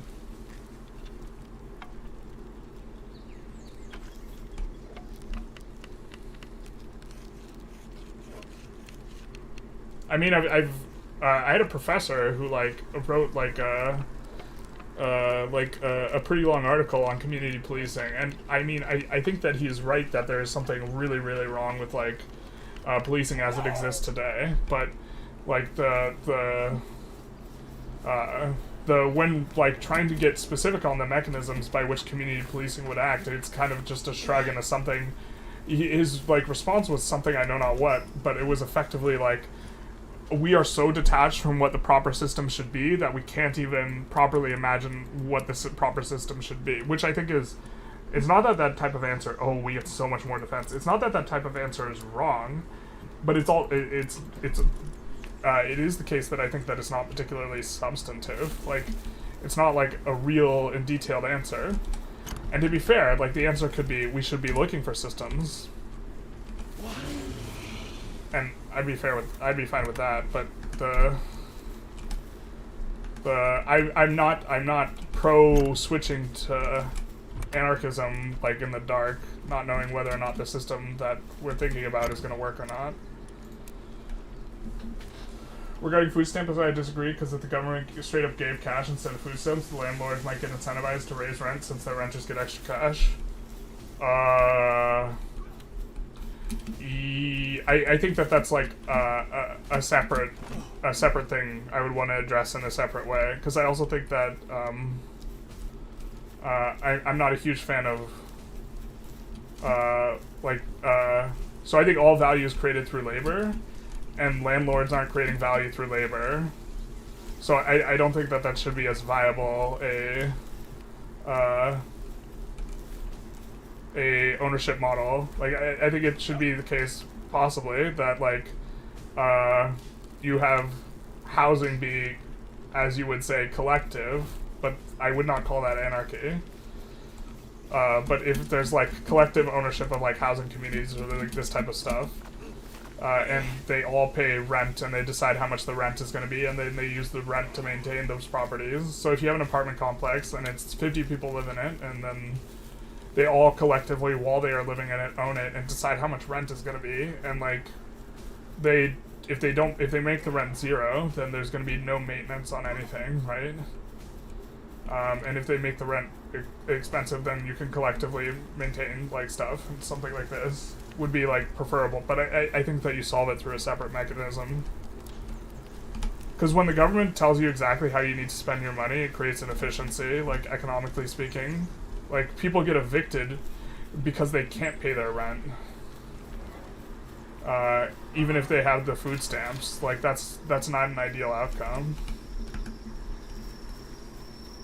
I think I understand what you're saying in that the landlords, the landlords extract all the surplus value, like some type of argument that sounds like this.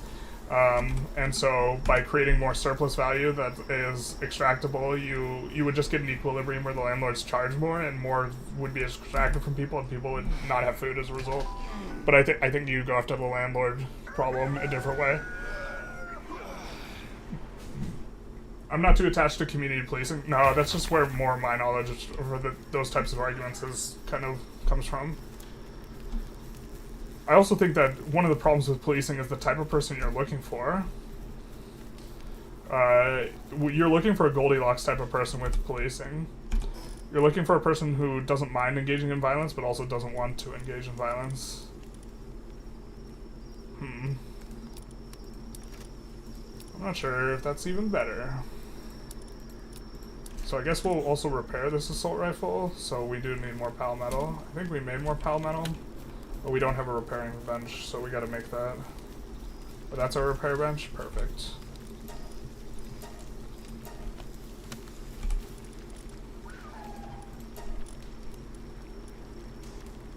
Oh, it's just refined. Okay.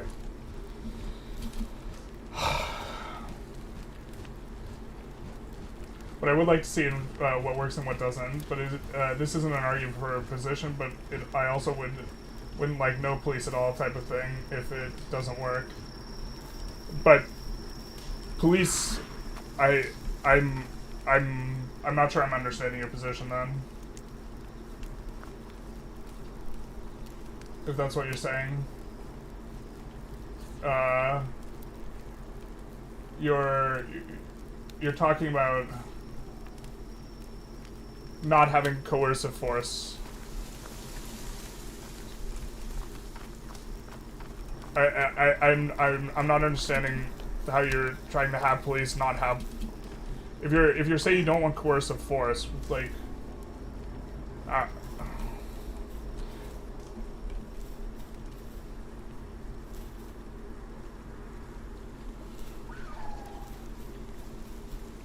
but then you're okay with having police. I'm not sure exactly what you mean by not having coercive force. Georgism is sure is a vibe, yeah. Right, so you want to have police but not have coercive force. The entire point of police is that they like you want to be the police to be owned on a communal basis rather than like some sort of structured bureaucratic apparatus. I think then you would get places that enforce laws in a way that's like awful. I forget the city, but like where their population is like I think you would get more discriminatory action if like if policing was made less accountable to some centralized force and more like community based. I don't know. Try by eliminating the incentives that create criminals. I don't think it's entirely incentive driven, and I don't think that you can I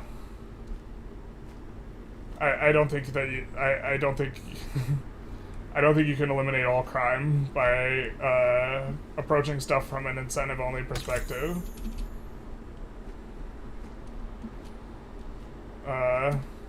There are people who pull the legs off of ants. They don't receive any sort of financial compensation for pulling the legs off of ants. There's no incentive to pull the legs off of ants. They do it because it amuses them. Also, I don't know how you can reduce the incentive for theft.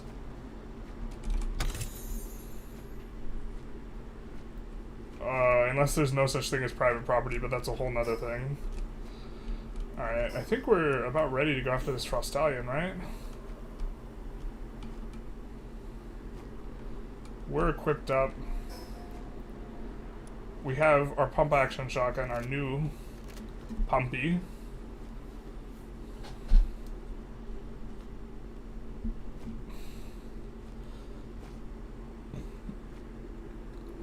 I mean, there are just, it's not, I think you can approach, I think when people are poor, they're more likely to commit crimes, but I think there's also other factors that make people commit crimes, other than just being poor, for example, right? So, you can solve poverty and reduce crime, but, like, it's not like, and it's a strong correlative of crime, but there's, like, other stuff going on, too, I think.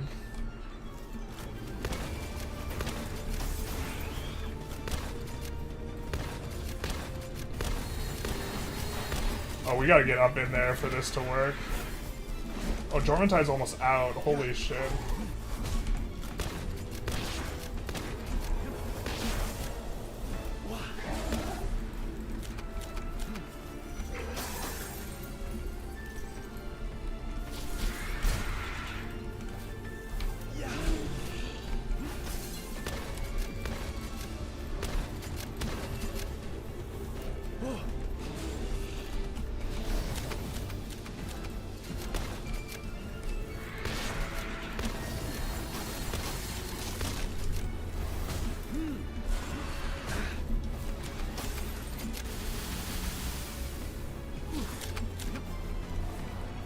So we've done about 1k damage.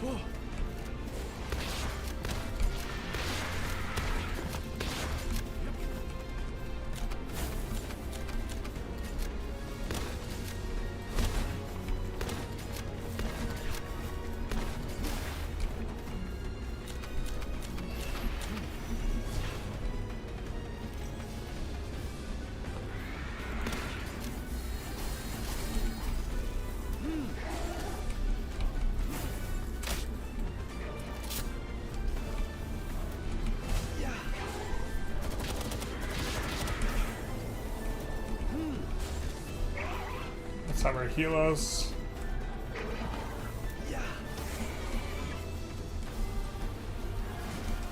Oh my god, fuck.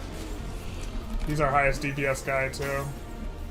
I don't know if we can do this.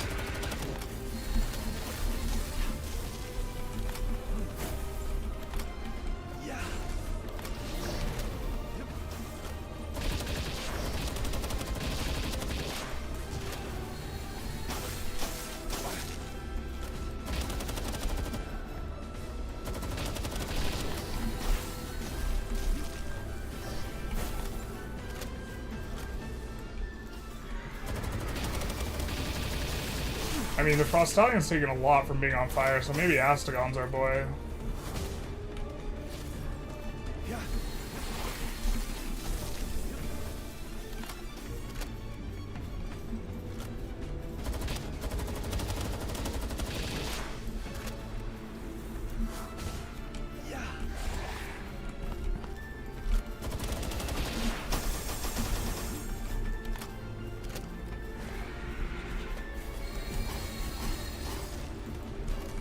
Fuck.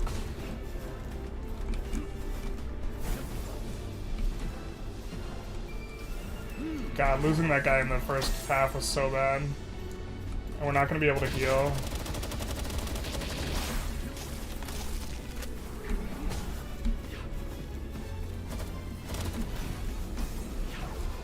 I think this is it.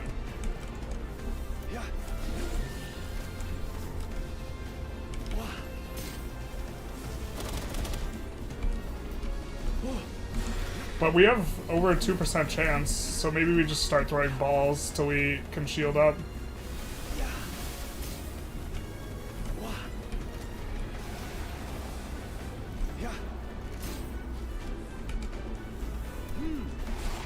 So we're shielding up now.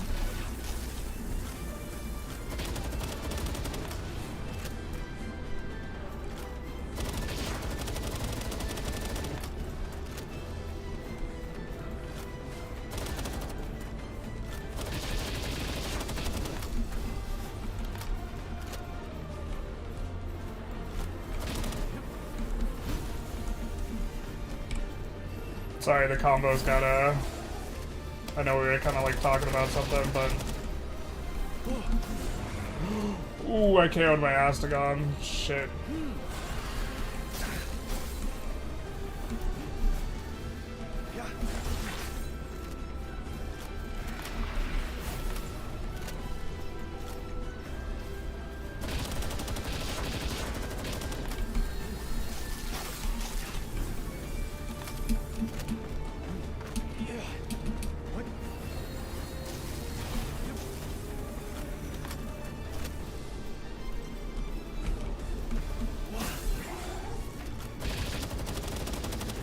To be fair, it looks like I'm gonna get a second heal, but the problem is I have Emerald's low. Shit.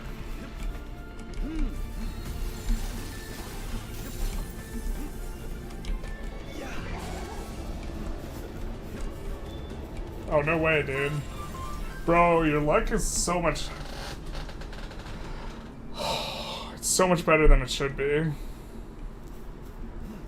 Like, oh, we could throw five 2% balls and we catch the guy. Dude, there's no way we're that lucky. I mean, I'm not complaining, but I am complaining. Those odds are... There's no way those odds are accurate, man. I've played poker. I've seen, like... When you play poker and, like, you know your actual percentage outs and you get fucking walloped when you have 95% and you're like, feels bad, man. You know what odds are. Like, these aren't, like, real odds. These are fake odds. Yeah. Your argumentation is a little rusty. That's fair. My argument, but like,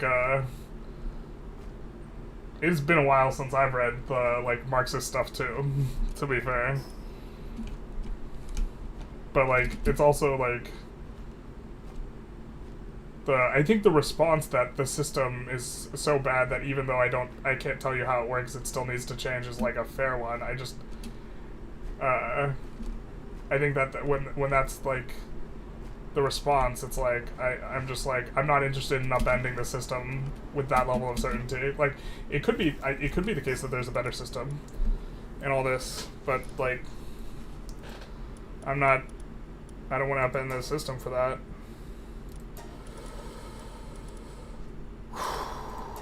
Oh, that was stressful. Like, a zero coercion society isn't possible. You know, IMO, but eliminating as much of it is a pretty good goal. I agree. And anarchy is close to that as goal as you could get. Sure, this problem. Yeah, I just think that I wouldn't call that anarchy anymore.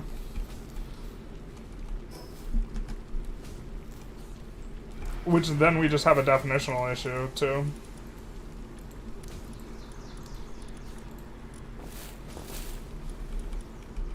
Right. Legend and Ice Emperor. We got level sync on there. Bro, how many balls did we use? We used like 4 or 5 balls. Oh, our armor broke mid-fight. That kind of explains a lot, to be honest.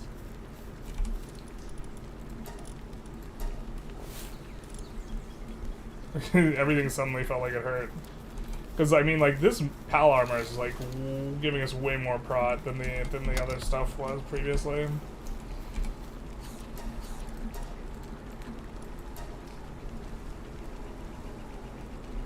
Thank you, Rob. We did have it, surprisingly. I got... When all of our mons started getting KO, I was getting very worried. I was like, oh, man.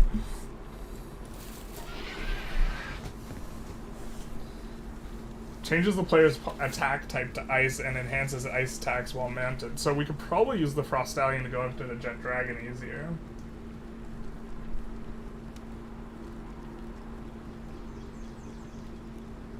Police institution as such, but you doubt it'd be anything similar to police, since right now they operate on the basis of fixing criminals and not punishing them. They should operate. I agree. And I don't like punitive punishment. I think that there should be significant reform within our criminal justice system. I think there's a lot of things that are unfair, but like like, for example, I think judges should have less leeway in their sentencing lengths would be the easiest and simplest thing, but I also think like all police officers should have to have body cameras. I think qualified immunity is got problems, although I don't necessarily think it should be dispensed with entirely. But you also have a problem that the type of person that you need to be a cop is like Goldilocks.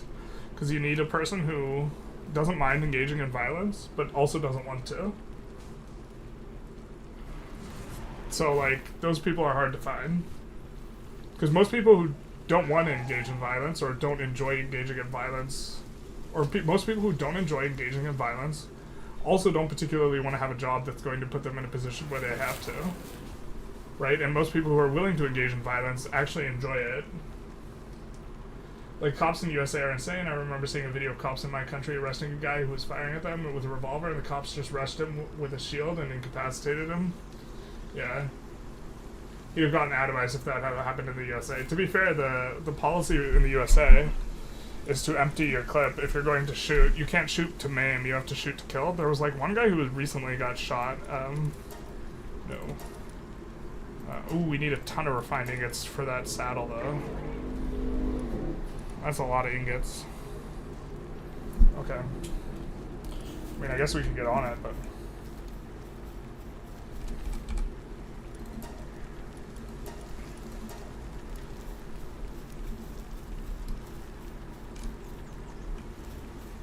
we need our little turtle guy.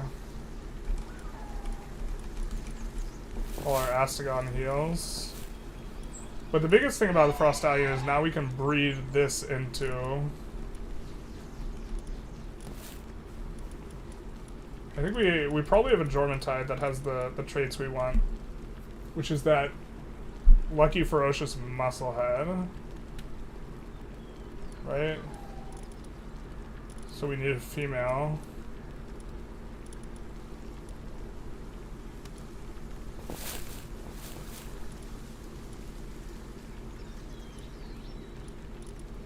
You wouldn't mind Swift. Swift, Runner, and Burly, or Swift and Runner and Legend. I'd like to see how fast this Frost Stallion is, to be honest.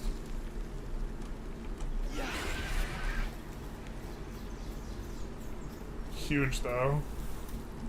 I think we'd actually prefer a non-boss Frost Stallion that wasn't so big. Having a big hitbox seems bad.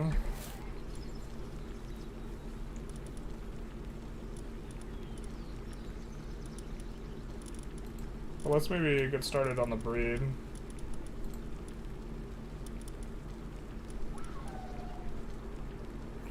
Okay, so we have Lucky, Musclehead, Ferocious here, so we could try and get Lucky, Legend. Okay, let's do that.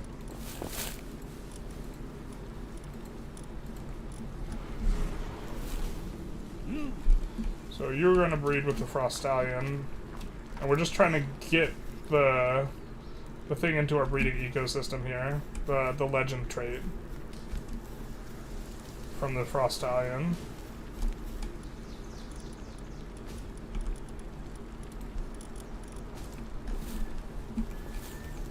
Where the hell is she? Okay. Yep. Or he, rather. Yeah.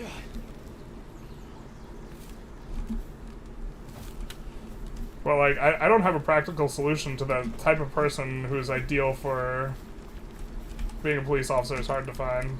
I don't know how to, you know, make that work.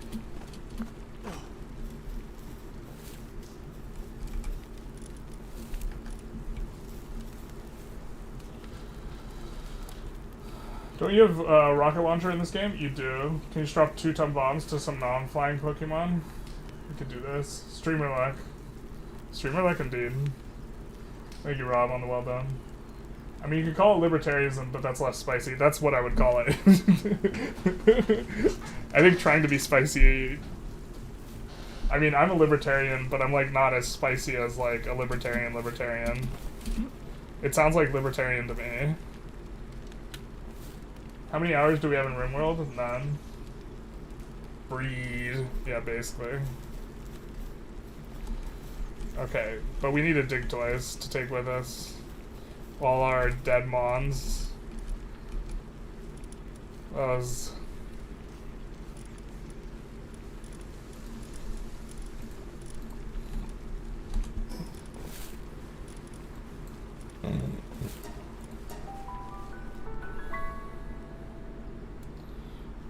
So now we can...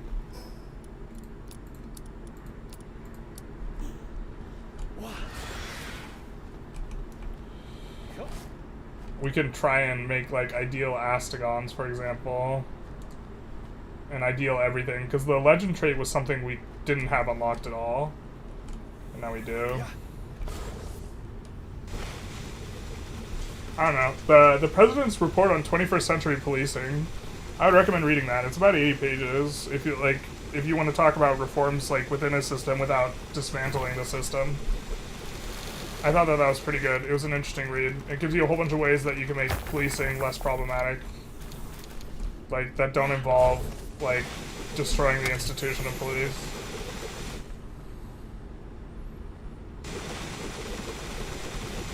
Probably the best solution is introduce psychological tests by hiring all police officers to weed out the power-hungry types. Well, like, I think the...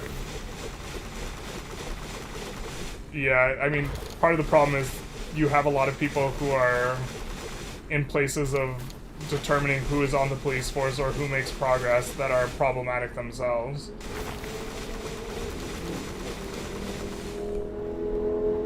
You have to...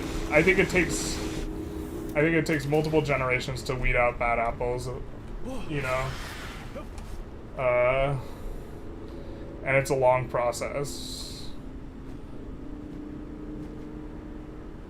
Like, so like, oh, maybe this is a little too spicy, but like Israel-Palestine, for example, around 30% of the population on both, in both groups, both Israelis and Palestinians, categorically want zero compromise to be made on any type of solution, right? And they also really don't like the other people from the other side. A third. That's like, that's an amount, that's a proportion that's destabilizing. And I forget the name of the guy, but, you know, Israel unilaterally pulled out of Gaza, which probably has problems because they should have done a negotiated withdrawal, which would have gave the PLO a little bit more, like, leverage and made them look better instead of, like, leaving a power vacuum for Hamas. But that aside, you have, they withdrew, and then the president who was, you know, responsible for that in Israel, was talking about withdrawing from the Gaza Strip. You want to know the reason he didn't, or not the Gaza Strip, from West Bank. You want to know the reason he didn't withdraw from the West Bank? He was assassinated. And he was assassinated by an Israeli who was not a fan of the withdrawal from the West Bank, the concessions, and categorically did not want, or of Gaza, and categorically wanted zero concessions to be made in the West Bank. So, like, if you want to fix the problem, you have to somehow make the Israelis and the Palestinians, like the actual people, not hate each other. Otherwise, policy from a top-down perspective is impossible. And making them not hate each other would probably involve community-building programs between the two groups, and multiple generations of that type of effort, which no one really has the political will for. So, like, I don't know how you solve anything in a, like, a long-term type of way. But, like, you would need the same type of thing for the policing, because you need to weed out, not just, like, the people at the lower rungs, but the people who are in there, and also the people who would replace them, who, like, have these problematic types of behavior. And on top of that, you're looking for Goldilocks people, like, and the people just don't want to, like, be engaged in this. So, alright, what are we getting here? Also, if you like the Gulag, breeding forced labor, and other Geneva Convention. Alright, so we got Lucky Ice Emperor, but we didn't get Legend on that.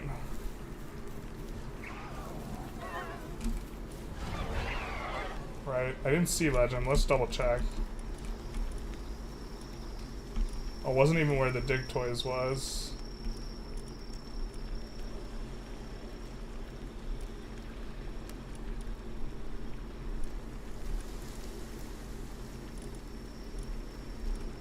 So double checking is going to be tough.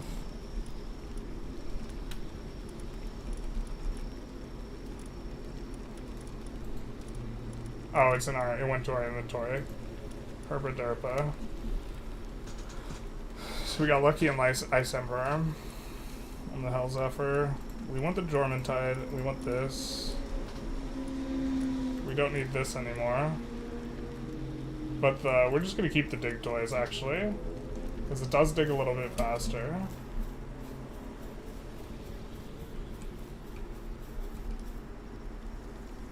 I should really try RimWorld. What was the book you recommended? The President's Report on. It's not like it's a public presidential report. The President's Report on 21st Century Policing.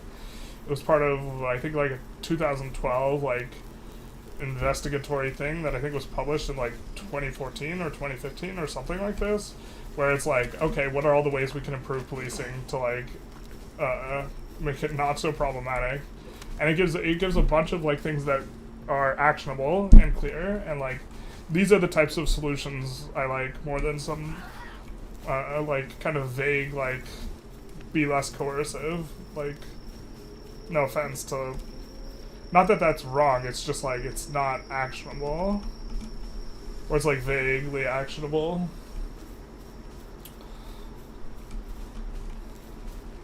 Because I mean I'm like police are gonna have over the next 20 years they're gonna have a really hard time recruiting overall, and I think they're gonna have an even harder time recruiting the type of person that you need in policing, right, which is the people who are willing to engage in enforcement of laws and also simultaneously don't want to like beat on people or whatever. I think it's yeah. So we need like 200 from the stallion saddle. Man, we've needed to get so much iron this episode.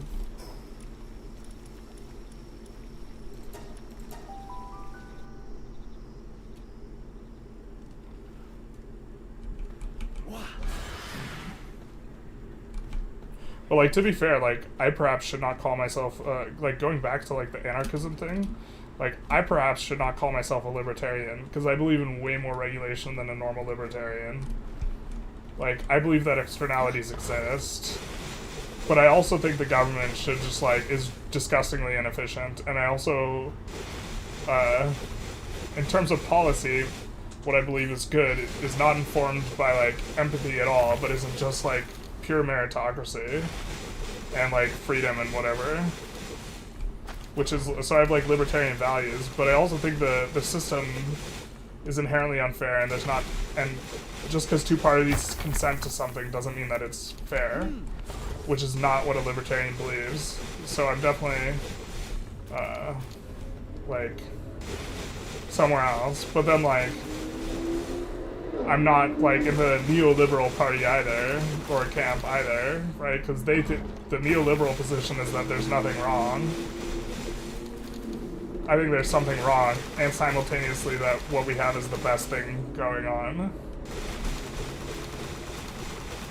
Which is like a recognition that there is like a problem with like economic systems, but I'm left without a suggestion of specifically what could be done to improve it, other than an admittedly vague sort of situation, which is that somehow people should get rewarded for the value of their labor more than their ownership of capital.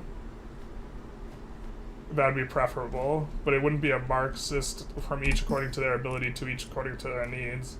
It would be from each according to their ability to each according to their ability. Like I don't think professional athletes are overpaid. I think the people who own sports teams are probably overpaid.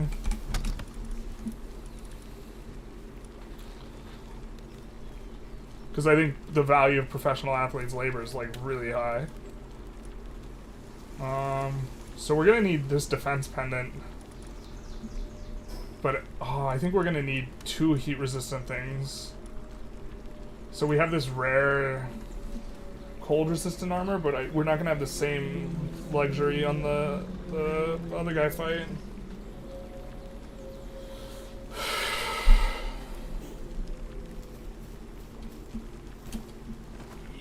We're also gonna, once we have the Hell Zephyr, we're gonna need to think about maybe breeding a little bit differently. To be fair, we could just start breeding Mons that have Swift and Runner and Legend as well. Also had Lucky, but we haven't hit the Legend yet. So that's what we're trying to get here.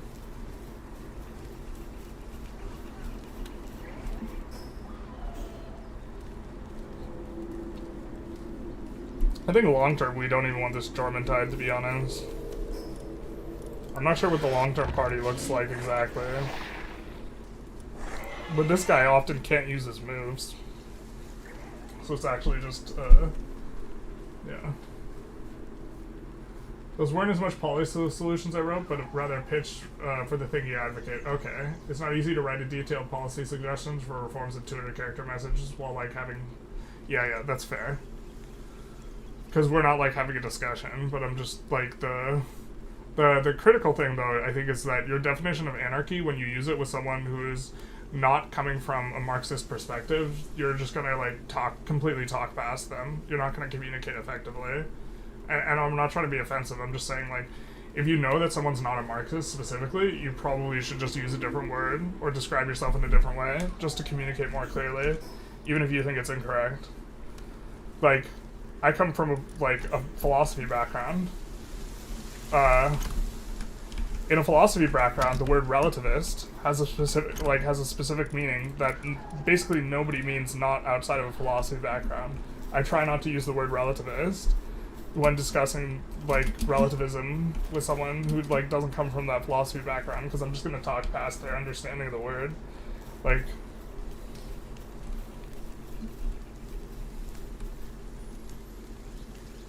what's this game? This is Palworld, where the Pokemon work in the gulag. It's free labor. The work will set you free, and etc. Mostly etc. Well, maybe we'd want to farm the legendary assault rifle, but I think that we actually get that from one of these legendary guys. So there are positive freedoms and negative freedoms. Yeah. A lot of libertarians don't understand why a naked man in the middle of Sahara isn't actually free. Yeah, I think that, I think that a lot of libertarians get a bad rap because they're oversimplified in this type of, like, idiotville position, and then a lot of libertarians also occupy that idiotville, position. Like, there's a generous interpretation of libertarianism, and there's a not very generous interpretation, and some libertarians are idiots, and some are, like, more nuanced. Like, there's different classifications of libertarianism, but, like, there's hard libertarianism and, like, non-hard libertarianism, but, like, you would have to talk to a libertarian to, like, most of the time to get, like, the different definitions. But, in a book I read called Libertarianism What Everyone Needs to Know, they discuss the distinction between, you know, positive freedoms and negative freedoms and this type of thing. And there's, like, a hard libertarianism, and then there's, like, different types of libertarianism. Is this Vicky 4? I mean, there is coal and sulfur and ore, other types of iron ore. It is about industrializing. But I think a lot of libertarians just think that you, like, you should regulate nothing, and that's the solution to everything, and the free market fixes everything, and I'm so far away from that position. I think the invisible hand does not fix everything or make everything perfect or anything like that. Or, well, it's efficient. I think it creates efficiency. But that efficiency needs to be moderated by regulation. And so, a lot of libertarians would not like me. But I also think my position, the closest thing is libertarianism. Because I think that, like, a lot of Democrats want to regulate things that I think that the government has no business regulating. Or they certainly want to talk about social issues a lot without actually advocating for regulation, but the way they talk about it suggests that they want to regulate it. So it might be disingenuous where they would regulate it if they could, but they don't feel that they can. You gotta regulate a lot of stuff to give people positive freedoms, which allow the people to access stuff that don't impede their life. Well, yeah, I think that the system does not reward in a fair way, and my solution is not like giving everyone stuff so that they have all these options, but it is that rewarding people, having the reward mechanisms in society actually reflect the value that people are contributing to society instead of rewarding ownership of like capital. So that's like, from my perspective, that's how you fix that problem more so than, but I also think that like education should be free, but that's because education produces positive externalities, not because it's like some sort of inherent human right. This is Pokemon but fun, the truthers.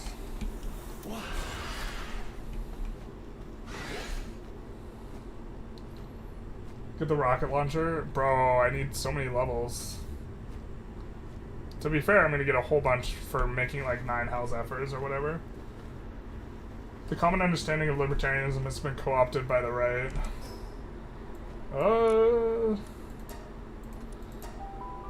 I don't know. It was originally a radical left-wing position, but now most people think it's just completely a free economy. I am Cap. Yeah, but I think that I would not call that being co-opted by the right, because I think that a lot of the people who push the understanding of what libertarianism is now is people on the left being critical of libertarians, more so than like people on the right saying this is what libertarians are. If EQ3 taught you anything about the free market, it's that letting autonomous investment pool leads to random crap everywhere. Yeah. Well, the idea is that there's a lot of random crap, and then the system is efficient, so the random crap gets eliminated. The problem with Victoria 3 is that buildings don't delete. Stuff's not allowed to fail. Like, that's a pretty essential mechanism for the free market. In fact, that's why what China does is inefficient. Okay, so we got a Hell's Effort with Legend and Musclehead and Ice Emperor, so now we can think about breeding that Hell's Effort instead. Let's actually, well, the Hell's Effers are giving us experience, but I think, well, let's see what gender that Hell's Effort is, because we could breed the Hell's Effort to get more legends. It's also male, so maybe let's just keep breeding until we get a female legend. Or maybe we try and get stuff with, let's try and take a look if we have anything with Runner and Swift. Alright, if we have anything with Runner and Swift, it's probably going to be...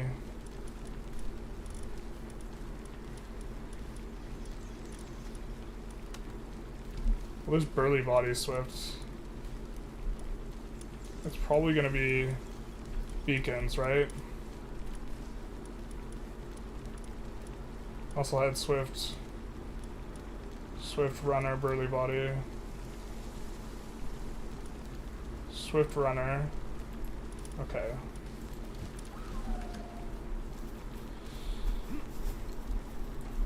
And with this we can make the absolute fastest Pokemon. If we get this set of traits. Although I think the Hell's Effers giving us experience is maybe a reason to just make more Hell's Effers, but...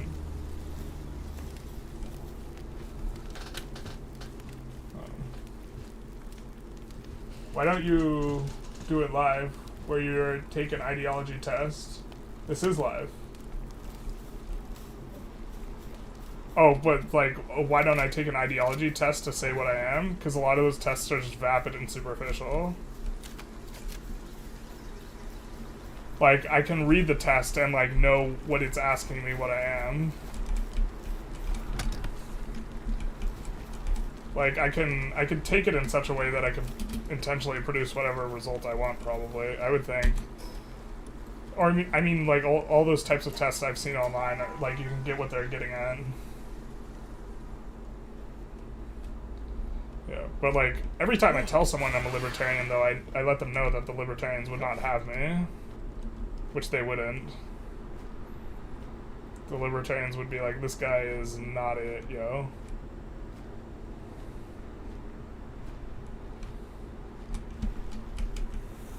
Yeah.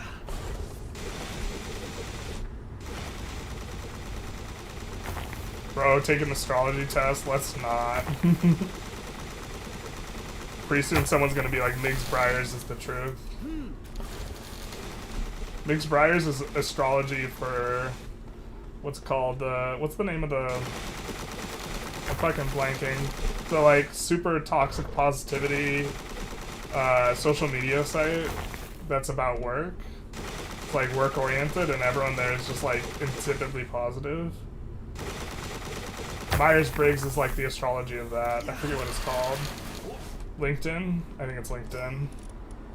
Yeah. Myers-Briggs is the astrology of LinkedIn.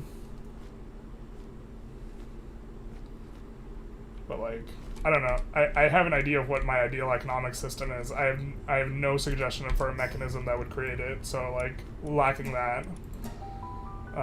Other than just like regulating capitalism better. Other than barring that, like I don't have a suggestion. So, which is unfortunate. I wish I had a solution. I don't. One big problem is that like capital or like money buys too much power and representation and stuff. So let's make some cakes.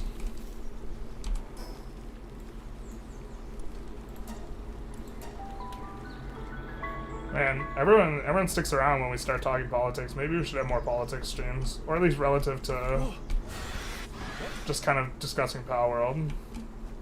So maybe we'll stay on the politics discussion. But I'm also like, I also think, I think that I will lose subs this stream, but that's probably okay. I think there was like one stream where we discussed politics a lot and I lost subs on the stream, but I had a lot of viewers. But it makes sense, like, I don't know. A lot of people, when they hear something they like just viscerally disagree with, they just like unsub or whatever. That's fine.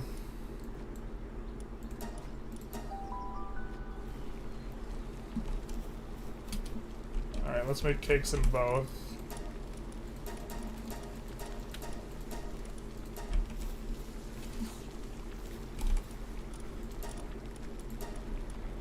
Whoa, why is it just 17? What's the holdup? Oh, we were supposed to buy more eggs. Okay. Let's have a look at our inventory. We bought too much milk. It's 7 milk a pop. So we need more eggs. We could go buy more eggs, I guess. So if we have 42... because otherwise they're gonna go bad. We have 42 milk. How many eggs? So that's exactly enough for 6. So we'll need 48 eggs, so we need to buy 43 eggs. Right? Yep. And none will have to spoil in the amount of time it takes us to do all this. 43 eggs.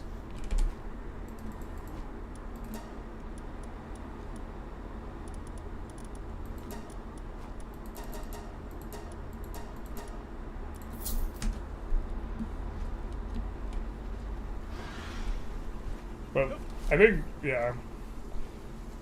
I'm like, people identifying as Marxist, like, publicly and openly was, like, not a thing when I was younger, and now it seems like a lot of people who are younger are in that camp, which is, like, interesting to me.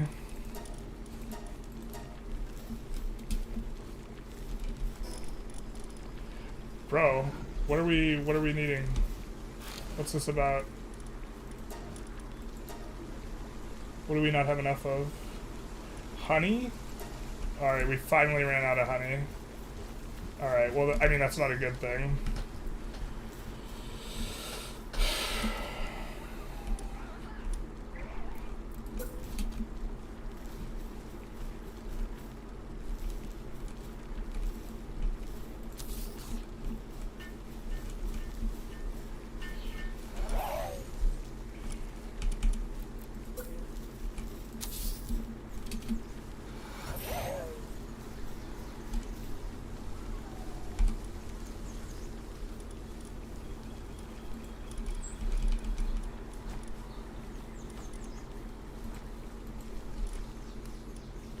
Oh, this guy is serious Swift and Runner. Maybe we should be breeding this guy with the legend.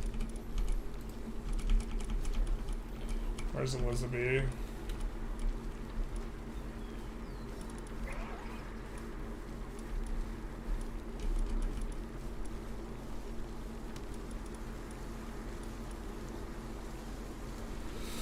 Oh, the only one we have has Musclehead. No, not like this. Oh well. Gonna make honey.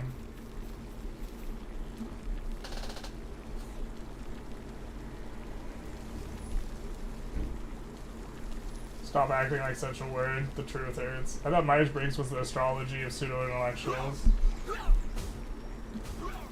When I was like just starting to get into college, I used to tell people I was a pseudo-intellectual. I thought it was the funniest fucking thing. I still think it's kind of funny. But now my concern is I honestly don't even know what the fuck I'm trying to say when I say that. I'm a pseudo-intellectual. What does that even mean? I think we kind of like the assault rifle better than, even though we have the legendary pump action shotgun. I think it wasn't really it. Okay, so now we can make the Frost Stallion saddle, except we need even more refined ingots. Just kidding. Alright. What do we need for these refined ingots? We have plenty of coal, so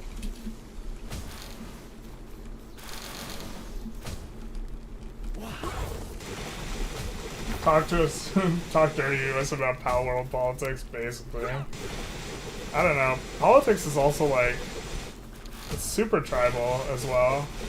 There's a lot of people who really care about specific positions and opinions on politics, and then they like don't even vote. And it's like, it's kind of, interesting is the wrong word. It's like people liking sports, and it's like their political party is their sports team. A lot of stuff's political entertainment. You need honey, the truth hurts. I don't know, no point in them subbing, y'all. Well, I mean, if you like, with politics, like, a lot of people, when they learn about another person's politics, they dramatically change their opinion on that person, which I think is silly, but that's what a lot of people do. And so if you dramatically change your opinion on me because of something I said about politics, such that you think I'm like an idiot, it would make sense to unsub, I think. What are my takes on AI art? Well, I think people should get rewarded for the value of their labor, but AI art makes it so that it's harder to get rewarded for the value of your labor. But if there was an economic system where people were already rewarded for the value of their labor, AI art would be really fantastic. Or is very fantastic, because it increases what people can do. Like my icon is AI generated. My like profile icon. Oh, this is making astegons? That's perfect. We're super about making an astegon. That's like good.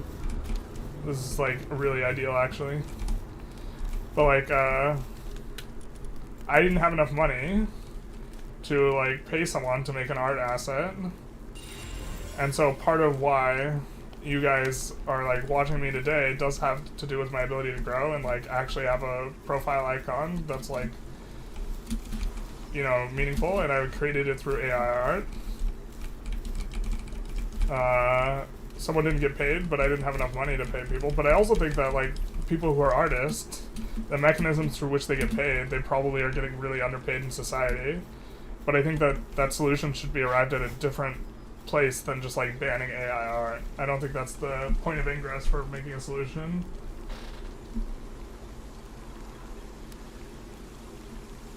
You think it's cringe as heck that they had the audacity to sample various artists without their permission? Also gives a generates a very samey and obvious AI feel. I agree that it's like a kind of samey and AI feel, but when you look at the art of someone else and then you style your art off of them, you are sampling like in the same way that AI does.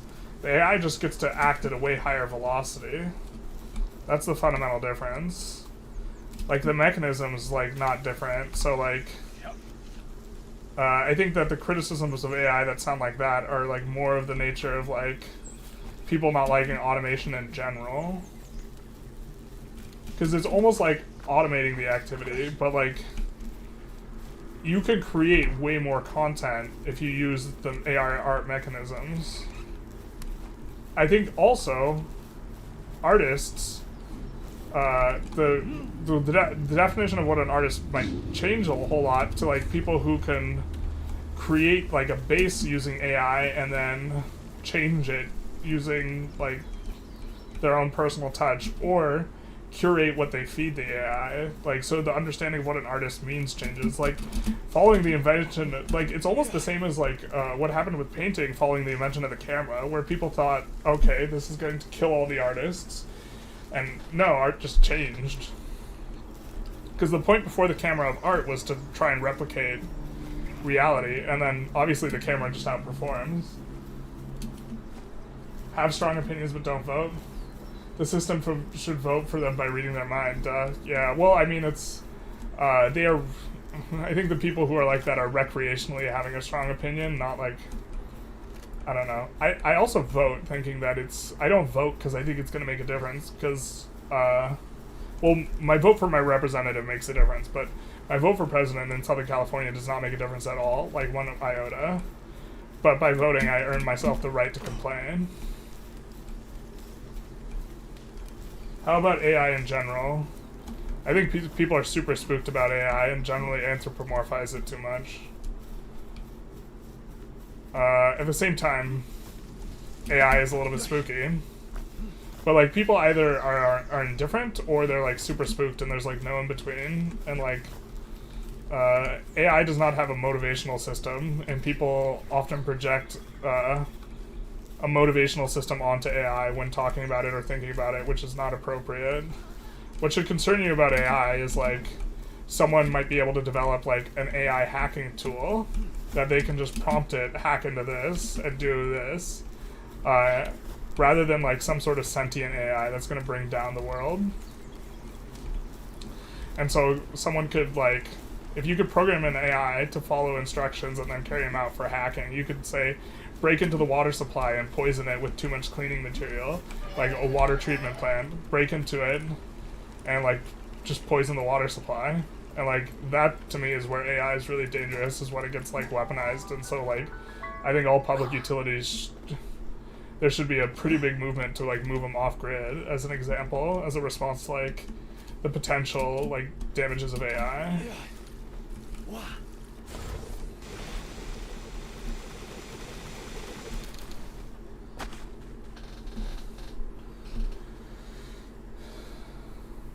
AI equals absolutely inevitable, kind of, yeah. I think that, like, technology should be used. I also think that, like, it's possible that lines are getting really drawn in the sand in terms of allocation of resources, and that, like, you might have, like, generationally stuck wealth as a result of AI, because it makes it so that people who have, like, resources to create, like, AI stuff will like not need like to ever hire artists, right? Like, and more stuff is getting trapped behind stuff that AI can do. So we might reach a weird event horizon where like the haves and the have-nots get locked in, so to speak. I was about to ask what pseudo-intellectual means. It's like post-intellectual type of vibe. I don't know what it means either. I think it's, I think what it means is it's just like an absurdism, because you are either being you're either saying it's a real intellectual or an even fake intellectual, right? When you're saying pseudo-intellectual. And I think that's kind of the joke, is sending someone through the mental somersault to try to figure out what it means. So it's a performatively amusing title that doesn't really mean anything. A pseudo-intellectual, if you will.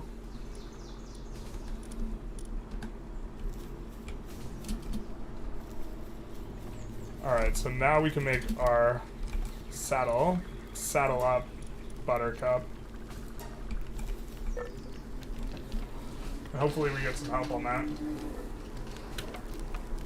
AI can't create art because it has no meaning. Art has meaning by I don't know if art... I would want a definition of meaning such that AI can't create it, but a human can. But like, you could just have AI modify human art, or human modify AI art.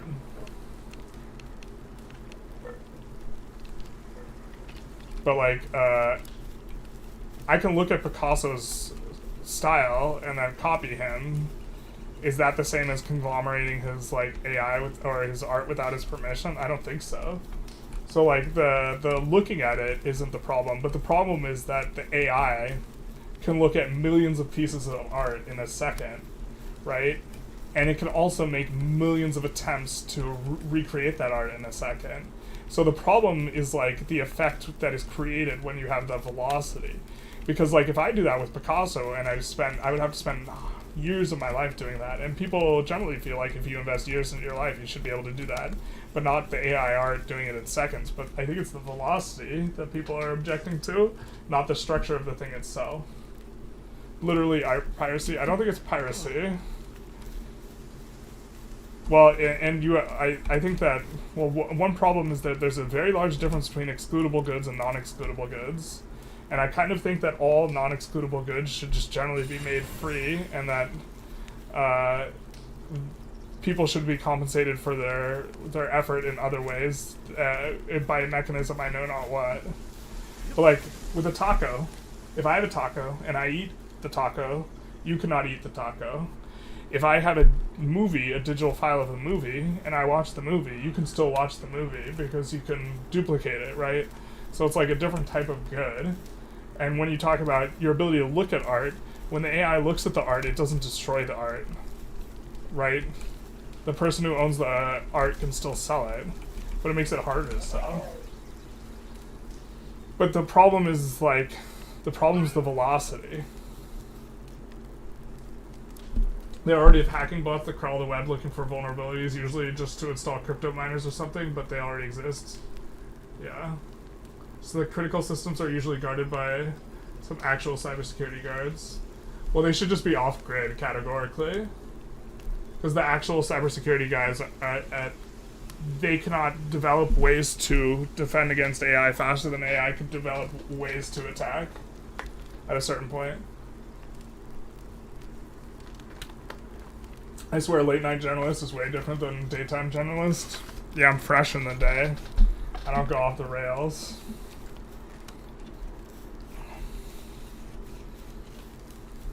This guy's so slow at working this Frost Stallion saddle. Wouldn't it be like double negative, pseudo-intellectual, actually an intellectual? I think you could interpret it either way, which is why it's amusing. And this is what I thought in like early college as well. But I was just trying to be, what's the word? I was trying to be edgy. And then I stopped saying it because it's like incoherent, but like maybe I've reached a place in my life where I'll start saying it again. Okay, so we have the Frost Stallion saddle, but we're currently using the Frost Stallion because we want to get Legend on an Astragon here. I think we want Legend, Swift, Musclehead, and Ferocious.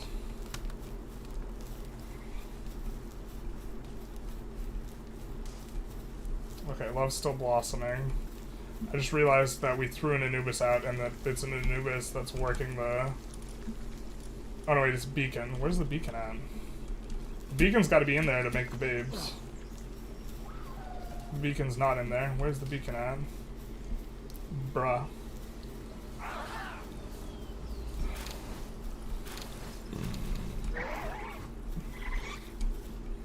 But it depends what exactly the pseudo is modifying. To go back to that. Is the pseudo modifying the pseudo? So there's the word pseudo-intellectual. In that, pseudo is definitely modifying intellectual, right? Because there's only two terms. With pseudo-intellectual, is it modifying the pseudo portion? So it's only pseudo-intellectual, or is it modifying the entire term pseudo-intellectual, which would make it actually an intellectual. Wait. I've confused myself. Give me a minute. Oh, maybe it is just a negative. I don't think it's necessarily a negative, though. Or, I mean, a double negative. Because pseudo means you have something of the thing still in there. Right? Pseudo's not a complete negation, is one of the problems. Because a pseudo-intellectual is different than an idiot.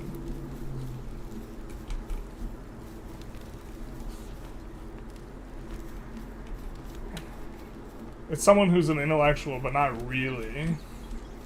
So what does it mean to be someone who's an... Someone who is someone who is an intellectual, but not really?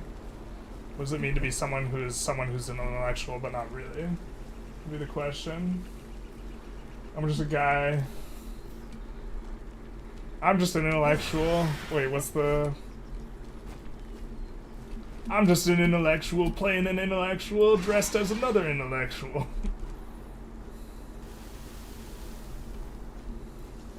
Those guys are gonna fly too close. Because human creates art with intent, AI just is an amalgamation machine. What? Well, what do you mean by intent? I mean, the AI... if you give parameters, those parameters become its intent in some sense. If you mean the AI does not have a limbic system, they do not have like a reward center in their brain, like similar to a human, I guess. That would mean it. But like, Yeah. I can also use an AI generator with intent. And is it then not art? Because I'm intending something. Paint splatter art. Someone has found a counterexample to the taco argument. Is indeed not an excludable good. I take it all back. You're not wrong about cybersecurity needing physical barriers. Yeah, because you can do it through electrical outlets. Yeah. Way too much of the yeah, I think that the water supply should and the electrical grid should be independent. Because you can there's no human that could hack, as far as I know, all water and electrical systems simultaneously that are grid connected. But in theory, an AI could figure out how to do it. I think the pseudo just intensifies the pseudo part, so it's extra pseudo intellectual. Marginal brain, yeah. I broke my brain over the bead, basically. The ends justify the memes. The ends justify the memes is also a perfect example of a statement that is semi-incoherent. And in the end, the memes justify the ends. But the statement that ends justify the memes, you're really saying the memes justify the end. Right? Or sorry, you're saying that the...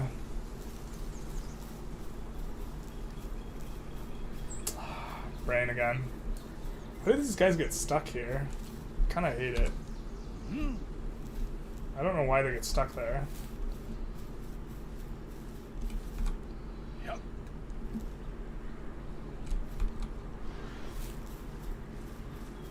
But you're saying that the memes justify the memes. When you say the ends justify the memes, you're really saying the memes themselves are justifying the memes.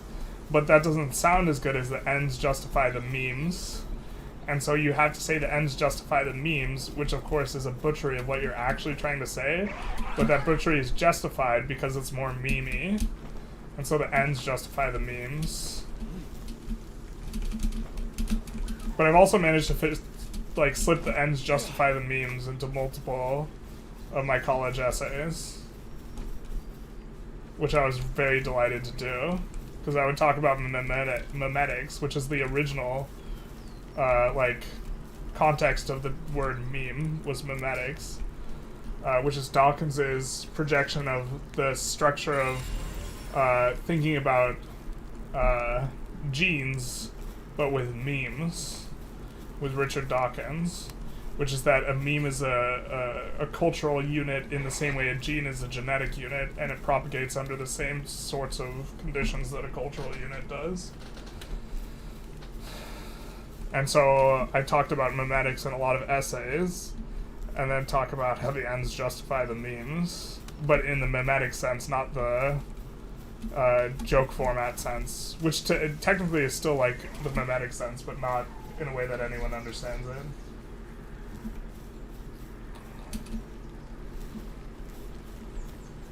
I mean, we have an Astagon with Legend at this point.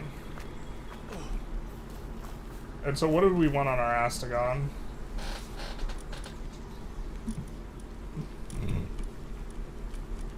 I think we wanted... Let's have a think. We want Legend for the move speed.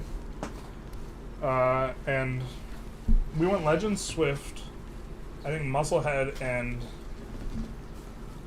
Legend, Swift, Musclehead. We're writing it down. Swift, Musclehead, and what's the last one?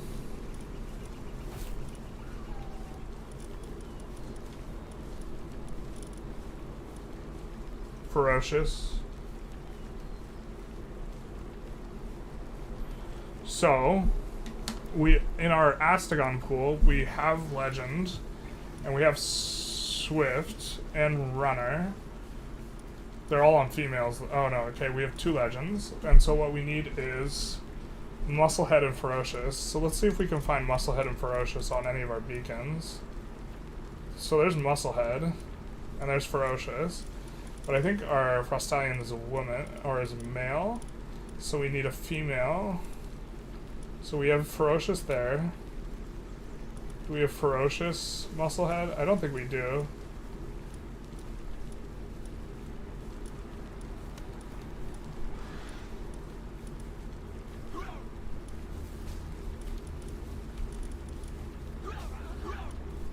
Okay, so let's just do just the Ferocious.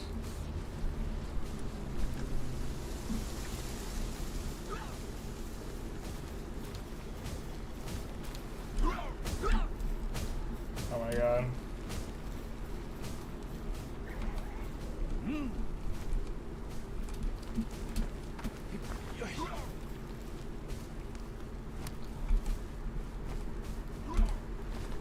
So we will have Ferocious now.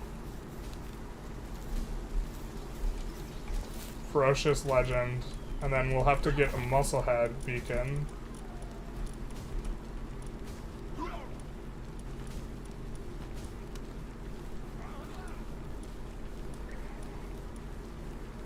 That's female.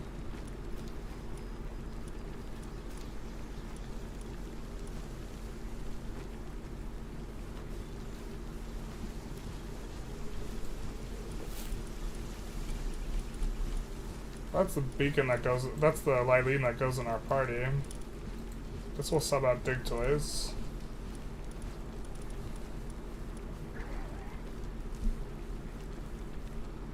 What's the optimal ratio of PALs to industrial capacity? I think you just want to maximize. I don't know what that means. How many PALs do I need to make an armada to invade other PAL worlds? Enough. Yes. You gonna capture a jet dragon before heading to bed? We can try it. We're trying to get the full... all the Astagons with all the traits that we want before we pull out the Frost Stallion from breeding. Because we know that beacons can breed with it, but honestly, we cannot get an Astagon. We should just look up Astagon Lylene. Or PAL breeding. What breeds with Lylene to make an Astagon, or if there is a way to do this. Because we have a Lylene that has all the traits we want.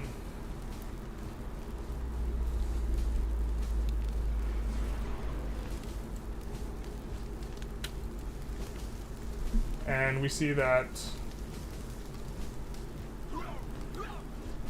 Lylene plus Suzaku, Shadowbeak, Palladius, Necromus, and Jet Dragon. So I guess we have a Suzaku, so we will see about doing our Lylene Suzaku with a Suzaku. And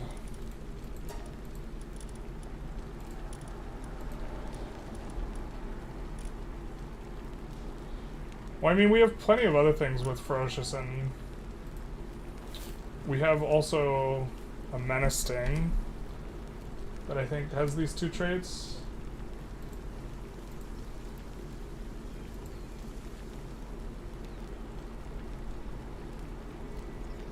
Okay, so Menacing plus Suzaku will also do it.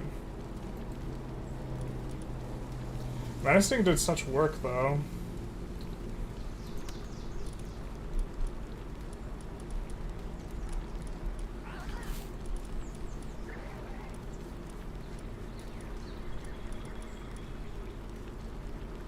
So we have a Ferocious Suzaku, and then we need either Menacing with Musclehead, or we need a Lylene with Musclehead. Oh, we might have a bunch of Lylenes with Musclehead.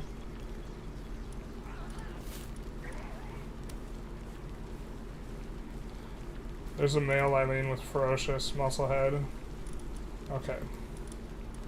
So this is going to mean we need a female Suzaku. Yep.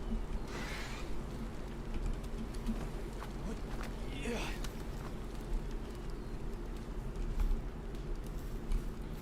Female Suzaku.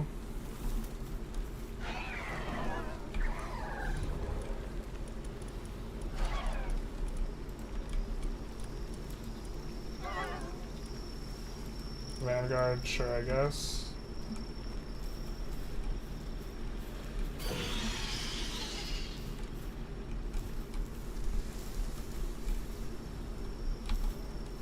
Okay, we're just gonna sleep so that we can grab that Suzaku. And then we'll see about the Jet Dragon.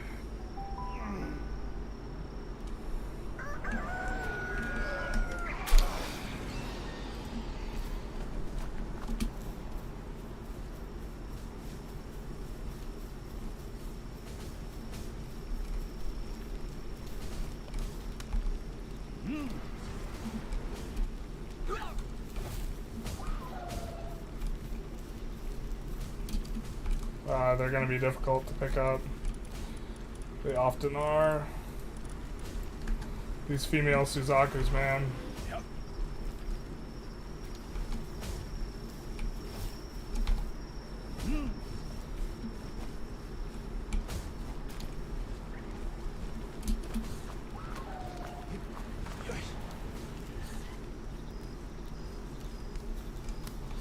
Another problem with AI art is that it stifles creativity by making everything derivative of something else. I think everything is already a derivative of something else, to be honest. And it's like another tool, but like it's not... It won't be, yeah, pushing the boundaries, but there's also a lot of times when you're not trying to push the boundaries. Like where AI art is just really efficient on like a per human effort basis relative to other things. If your question is AI art better at humans at everything, I would strongly disagree, but that's different than like saying is AI art morally wrong, right? That's a different thing. Oh, this is like as fast as our beacon with just legend.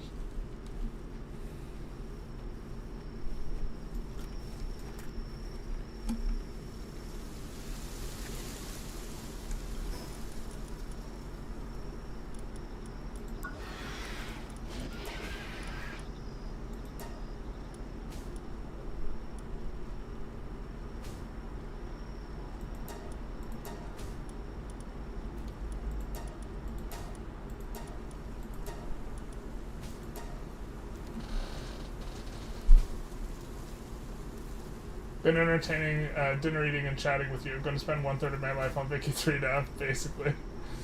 Thank you, Iron Fist, for the donation. Much appreciation.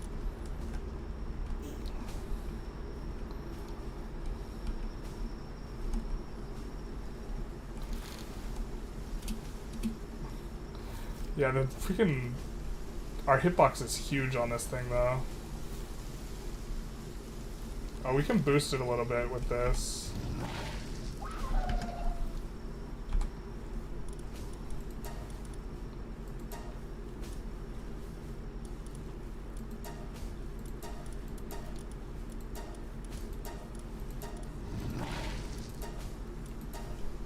We'll just do that, because we might want to reset it when we make a new one.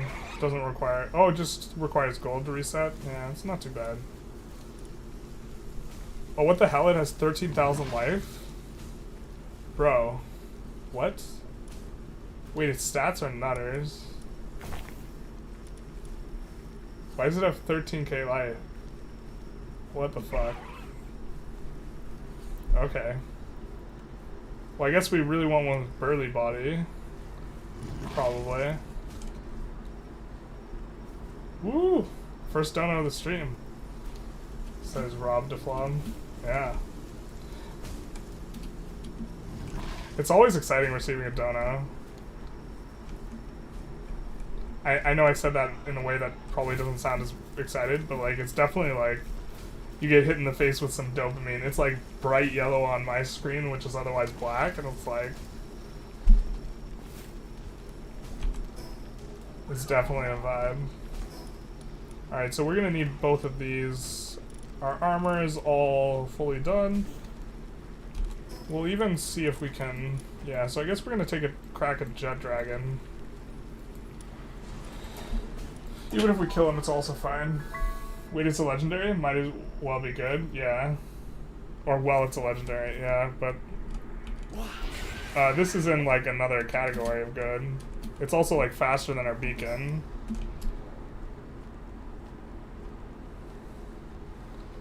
And also, look, its stamina barely depletes.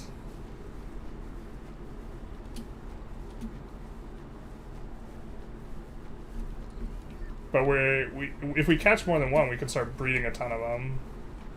So, like, the thing to do here is actually probably not catch Jet Dragon, is to catch another Frost Stallion and start breeding them.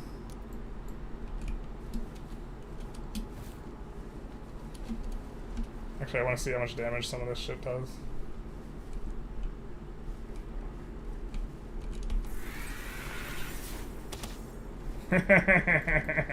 Just one shot. That's a lot of damage.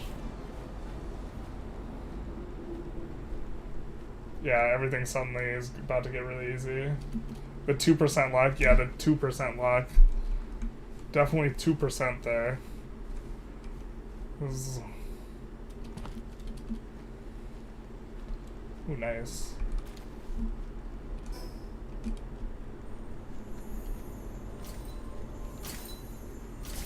Oh, what the fuck is hurting us? It's not too hot. Wait, what? Is she counting as not flying, so we're like going over the lava? What's hurting us?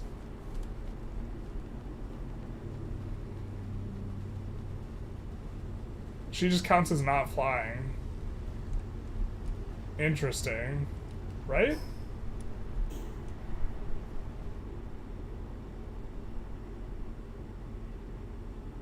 Okay, so we're gonna need to wait to heal up. That's wild. Oh, you know what we could use? We could use our Lylene.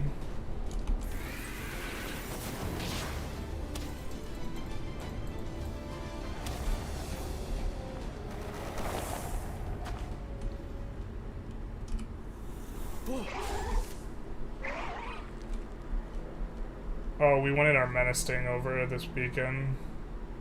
Oh well. Yeah.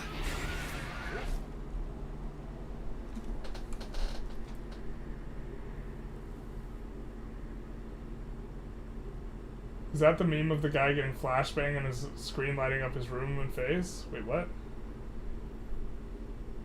I think you can challenge Jet Dragon. I think so too. Might as well go to the casino, that's how we lose it all. Alright. That's fucking weird though. It counts as us being on the thing. I kind of want to wait until we get to max life, to be honest. Let's also make sure all of our pals are well fed. Because sometimes they don't like eat when they should.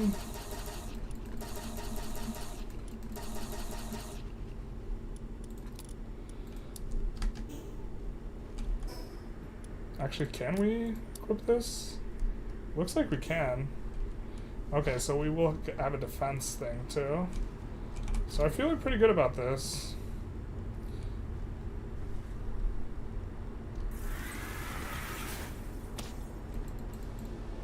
Yeah, that did so much damage to him.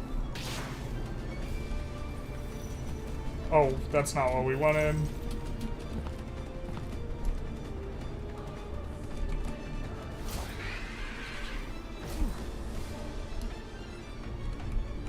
What are you doing, man?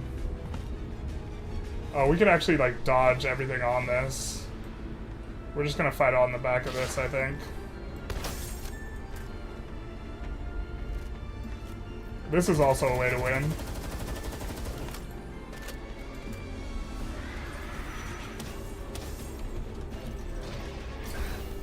Oh, we shouldn't have reset that.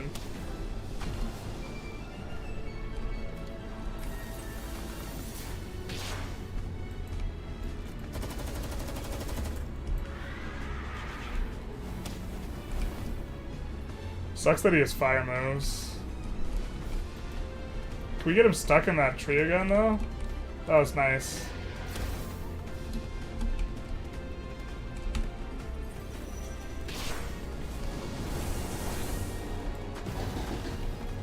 Alright, Frost Stallion's taking a lot of damage. We'll switch to something else.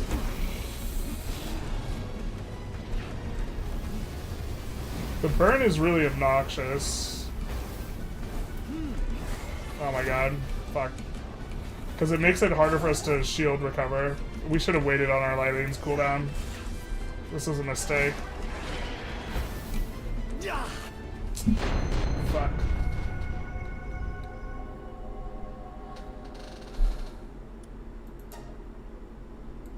Oh, yeah. Alright. We didn't even have all the mons we wanted anyways. I think we might take another crack at it, but we wanted the menacing over the beacon here. Astagon's almost dead though.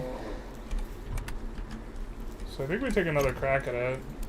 Yeah, huge mistake. When the thing was stuck, we should have just abused that. Wait, who's not in the party? Why does the Frost Stallion not show up to the left? Weird. The Astragon's fully fooded up, so we should be able to do this. Let's approach from the other side, though. I mean, we were making good progress. I think we'll be healed up by the time we get there. I'm back to you dead. Yeah, what happened? The things happened. We got off the Frost Stallion and then we got clapped. The fire damage ticking does a lot of damage to us. Oh, we have a fire resistance ring. Maybe that's better than the defense? No, it can't possibly be, because the Jet Darkin also just does a lot of damage. To be fair.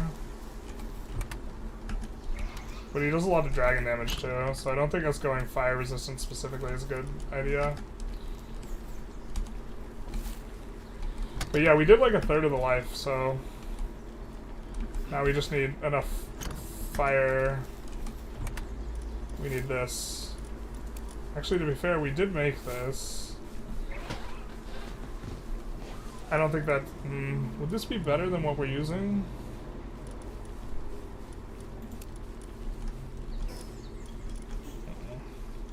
I mean, I suppose it's better for getting there, so... We had made that in the interim. Yeah, it was a little bit of a yikesy poo, though. Yeah. We just, like, can't get hit by his shit. But I think we can do it with the Frost Stallion. We also have to be real careful about not running over lava with her. I also got a little flustered because we didn't have the Lyleen heal, and I thought we had the Lyleen heal. So...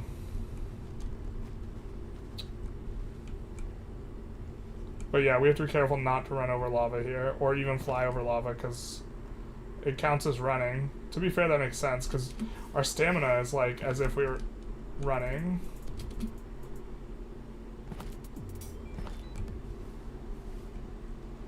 Oh fuck, we ran over. We did what we said we shouldn't do.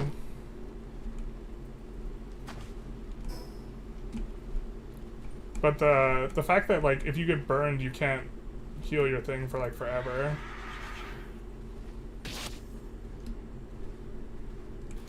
Oh, she's gonna be so nice for like just cruising around. I definitely think the thing is just to try and catch another one and just try and breed up like Legend, Swift, and Musclehead and stuff on the Frost Stallion rather than like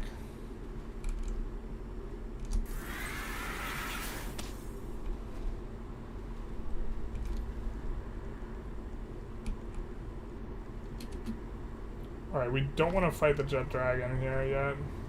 We want to pick up our gear.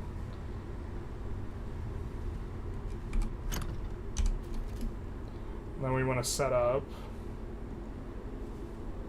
So let's come over here. Ooh, there's a lift monk. Yo Bailey, what's up? How's it going? You want to play in my world? Send me a code? No. I don't think we're gonna do that.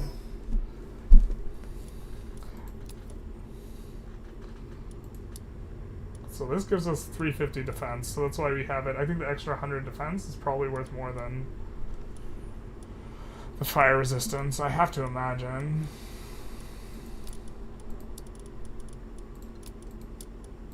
Alright, so we have 52 bells. Which, like, if we had 2%, this would be probably enough. But with the actual 2%, it's probably enough. Okay, so that's what we got for all this. I know we can craft food that gives us bonus stats. We probably should be doing that, but we're here now. We're either gonna die or we're gonna... Actually, we have, like, very little ammo, too. Alright, well... I think it has a long range that it...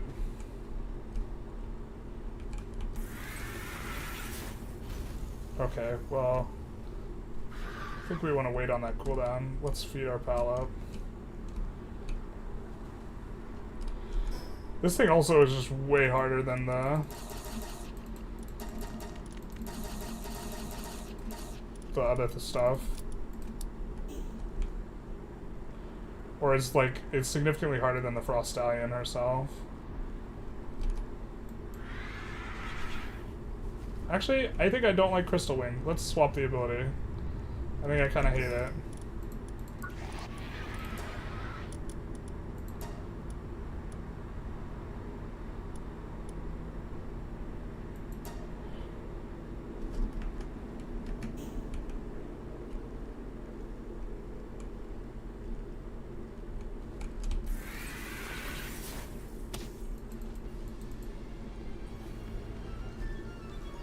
Oh, we actually didn't properly swap the ability. Hold the phone here.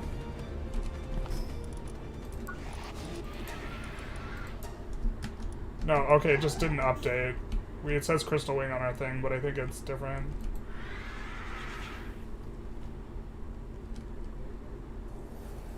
Yeah, it is. Okay, it's this. It's just not updated.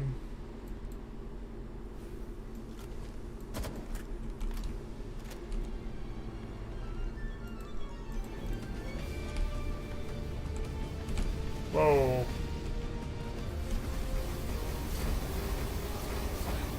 Okay, that was such a mistake there.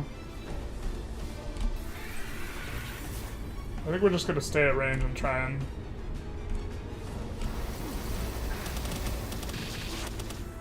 Okay, I don't like the breath weapon either.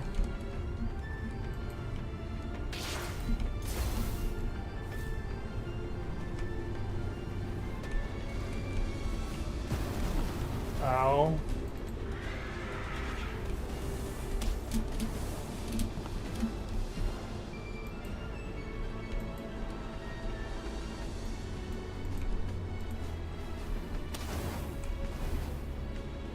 I want to get off one more C ability.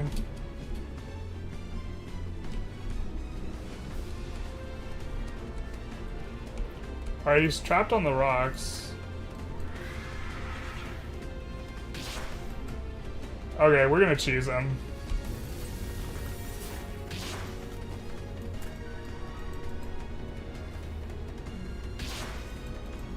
It ain't easy being cheesy, except it is.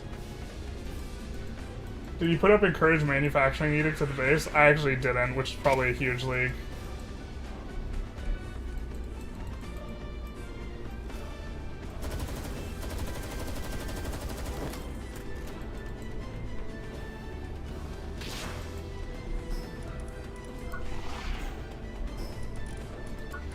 Let's see if we can swap this to Iceberg.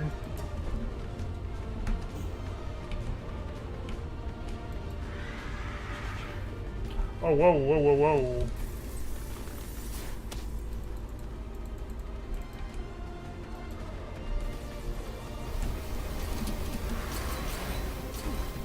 Alright.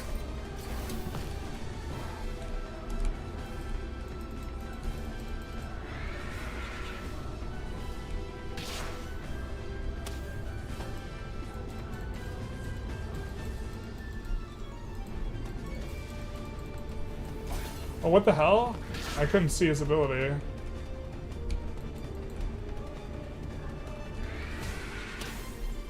I suppose if you fight cheese with cheese, I guess. Ow. Alright, let's get Menacing out. And then we'll take less damage.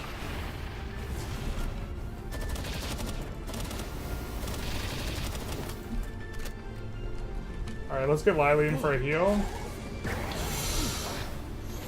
Fuck.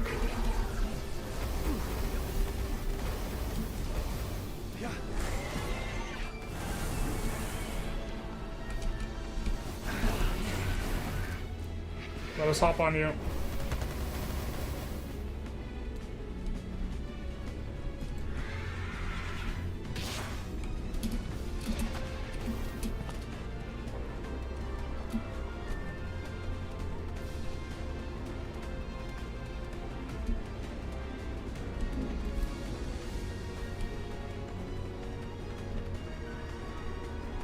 Alright, it looks like he's doing animations, so I think he's sending invisible stuff at us.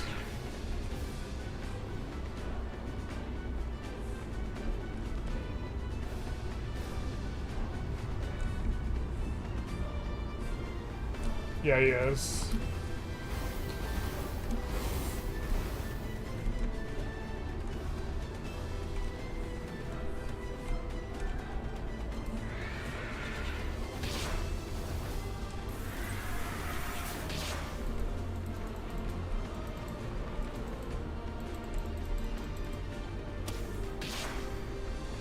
That goes through though, and this goes through too, so we gotta try and use trees.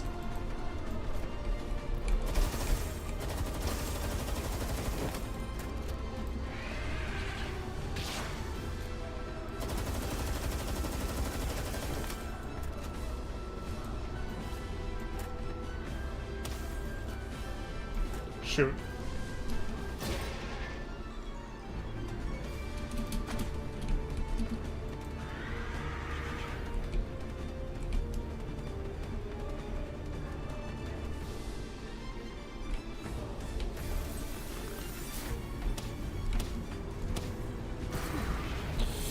Oh, that hurts real bad. Fuck, I don't know how we're supposed to do this. Alright, that's one way to try and reset the battle a little bit.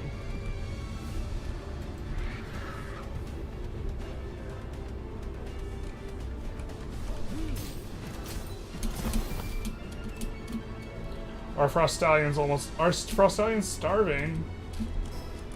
Girl.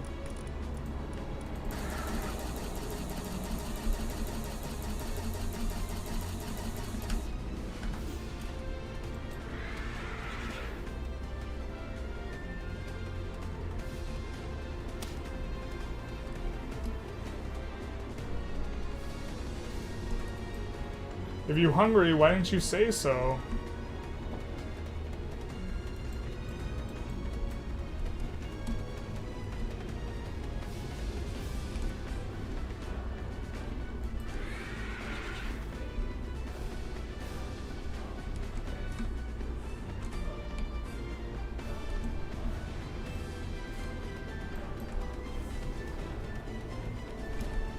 That's gonna go through the trees.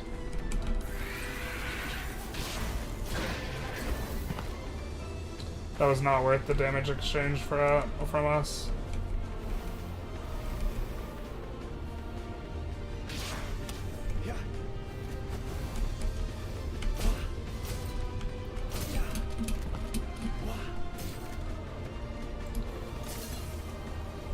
Oh, we went over lava, no!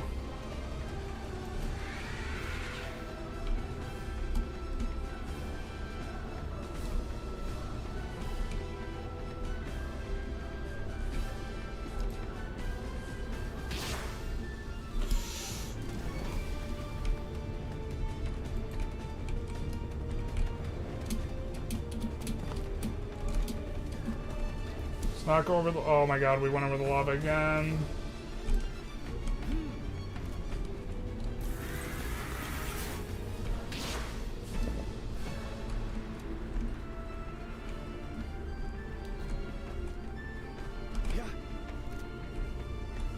We're nowhere near. Fuck, we're... Frost Stallion's low, we're low.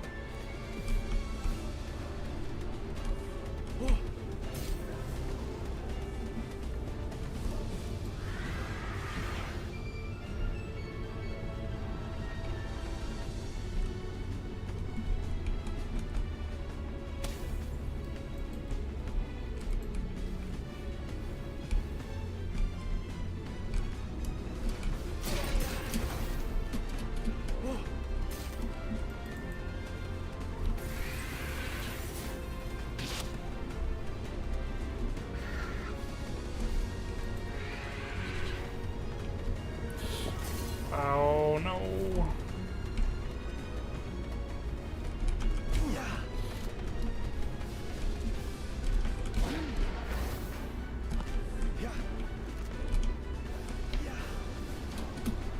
Fuck, we keep missing.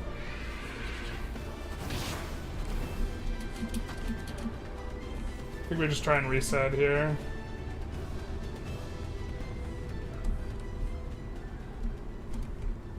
I think it doesn't reset as live.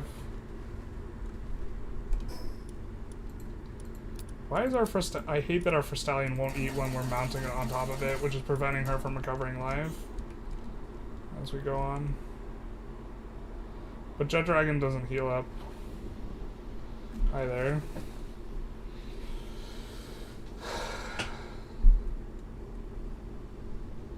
So... I think we're fine cheesing this. I see your argument for the efficiency and accessibility of AI. I mean, like, I would not have been able to create some resources that I use in my things without it, and, like, I don't think it should be used for commercial purposes. I mean, I'm making money off of... Part of that is me having the profile picture of the thing. No one's paying the artist that the AI uses. Yep. Too goofy not to cheese. Oh yeah, one time with the Pal Ball. With the Pal Sphere. We also have our Lilian cooldown back. Maybe we use the Lilian cooldown right now? Yeah.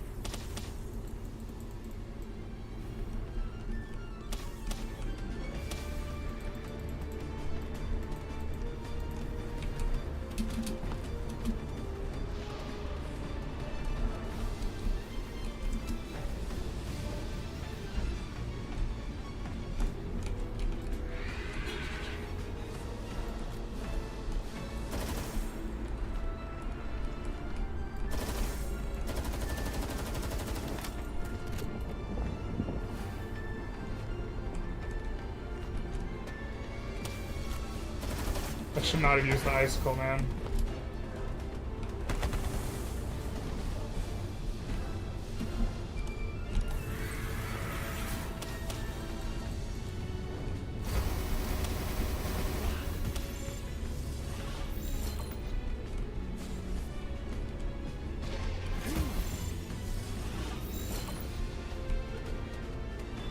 Yeah, 2% my ass if this goes. Bro. Yeah, much 2%. That was the 2% of all 2%, right?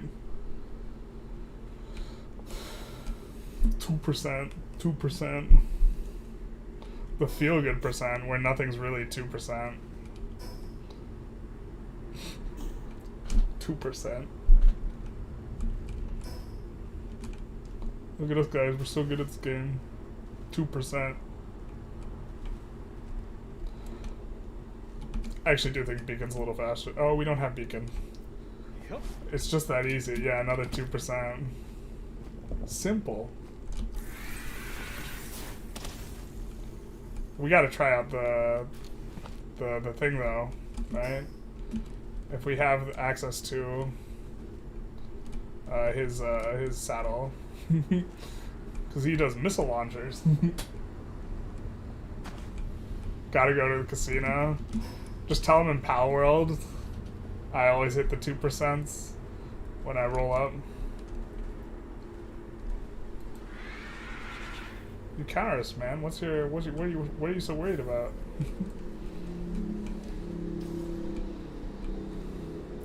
$13K life is also a vibe.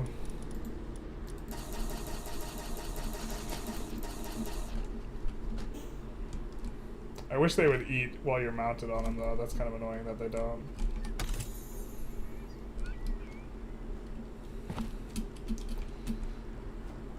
I mean, what time is it? Maybe we could just finish everything. Because I think Jet Dragon's supposed to be the hardest. Maybe we'll save it for next session, though. Yeah, I think I like saving it for another session. So next time, we're probably doing Palladius, Necreus, and the final boss battle, now that we have Jet Dragon and Stallion this session. Got $10 on 10. Yeah. Do a casino stream. You have $10. I'm not gonna do roulette. I would do poker. Poker's a skill game. Except you can blame luck when you lose. It's that type of skill game.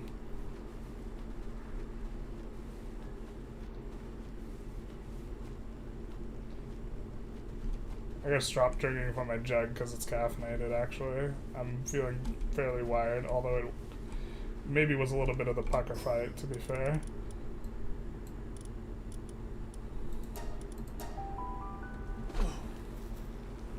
A little bit of a pucker from the fight.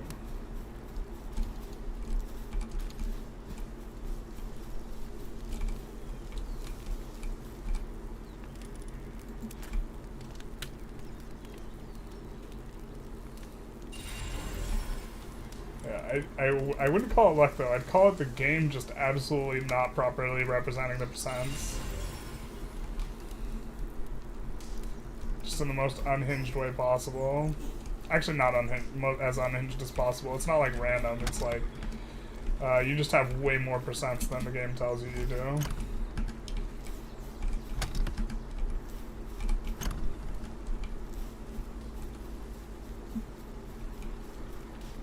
Alright, let's take a look at the pallet deck. He only is gathering 3. Can rapidly fire a missile launcher while mounted. Aerial missile. Alright, so I assume we need to get the saddle.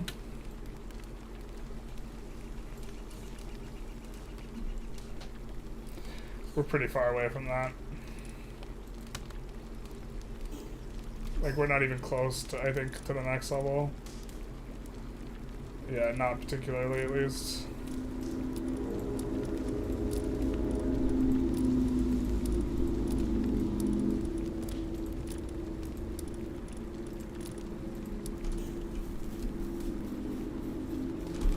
Oh, did he give us polymer? I think he gave us polymer when he dropped. I think he's the only one who's ever given us that.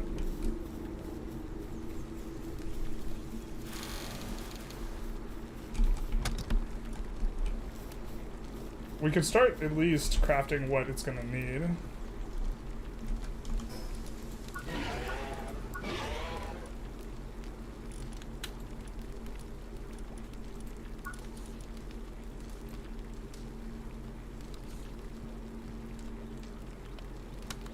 I'm curious what this item is.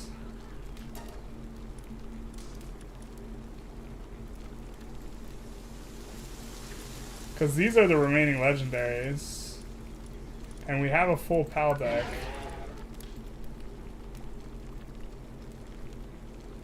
So what's the forbidden Pokemon?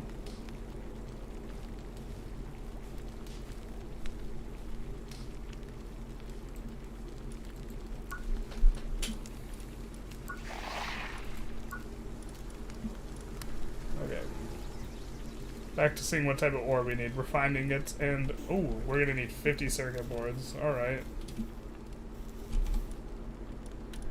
That we can get started on.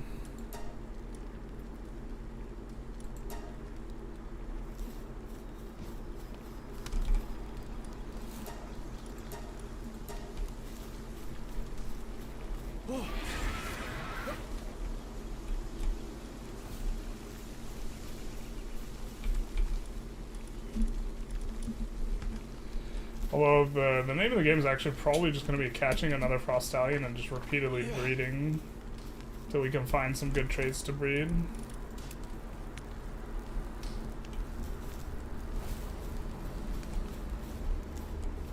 Over the Astagon.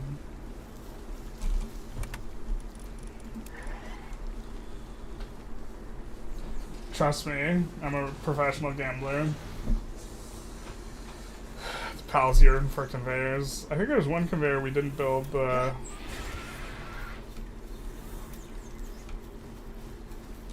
we can see Jet Dragon's stats though. Let's do that. And then probably wrap it up. Where's the Jet Dragon? Jet Dragon where?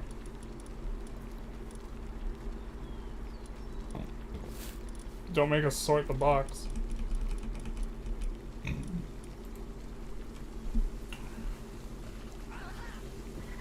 Oh, his stats aren't even that high. Is that from a stable? All of its abilities do like infinite damage though. Multiple meteorites, fireball, Jet Dragon's exclusive skill. Yeah, this is the one that fired a whole bunch of beams.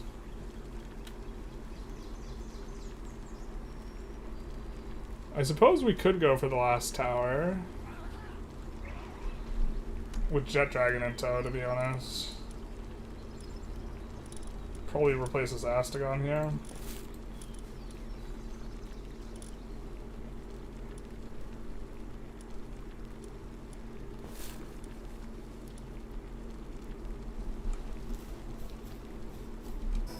Oh, we have like no ammo though. So we have a lot of gunpowder. Maybe we can make some ammo. Maybe we don't need any ammo when you do damage like this.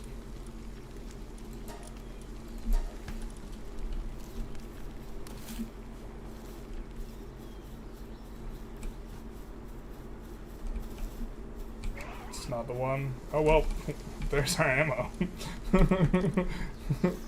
Ask and you shall receive. Oh, we could also buy ammo. Let's do that.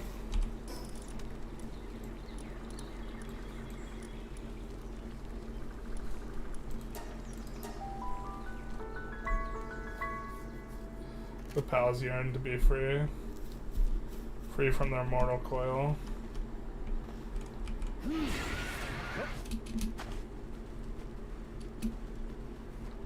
I think the guy was dark, if I recall correctly, so let's make sure all the Jet Dragon skills are dragon. So let's use, instead of this, let's use Dragon Burst.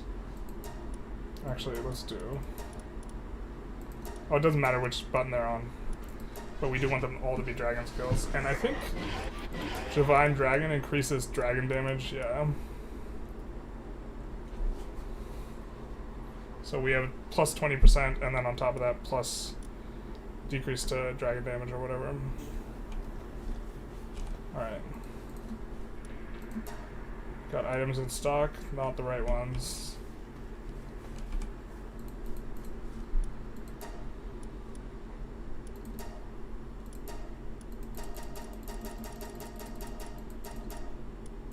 Don't want to quite spend all our gold, but we're running low. Considering we want to make cakes later. Actually, maybe we don't. I think it's going to be one more session to finish everything. And to be fair, no, I want to have one session where we're completing the decks, so that'll be going for Palladius. We'll take a shot at this.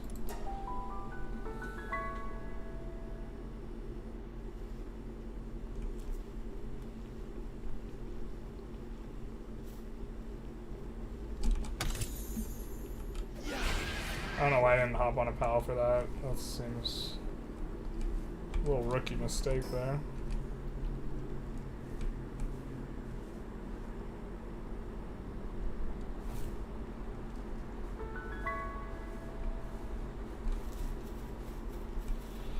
Alright.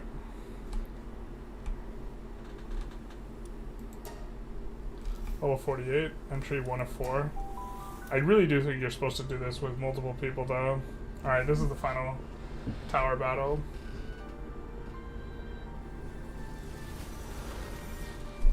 What an idiot.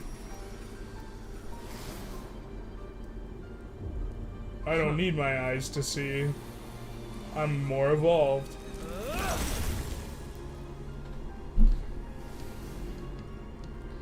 That's Shadowbeak, right?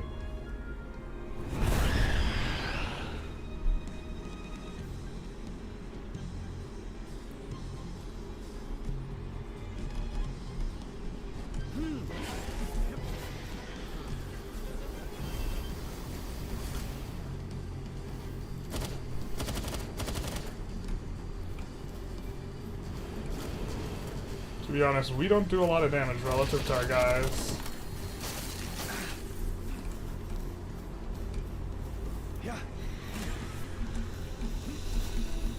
So I think we should just dodge for the most part.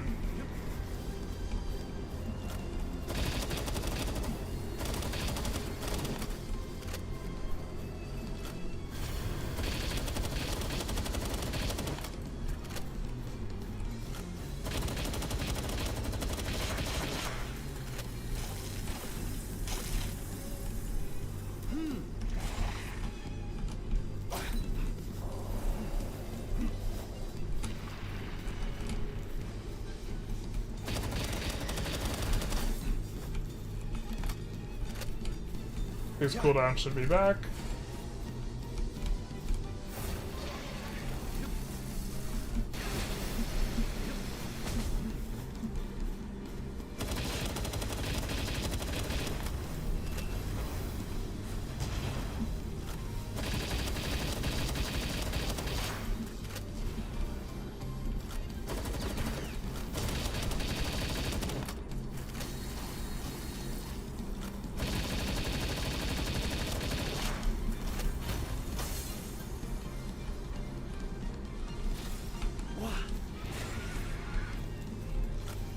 Oh, this is gonna be kind of close. We might not have enough ammo.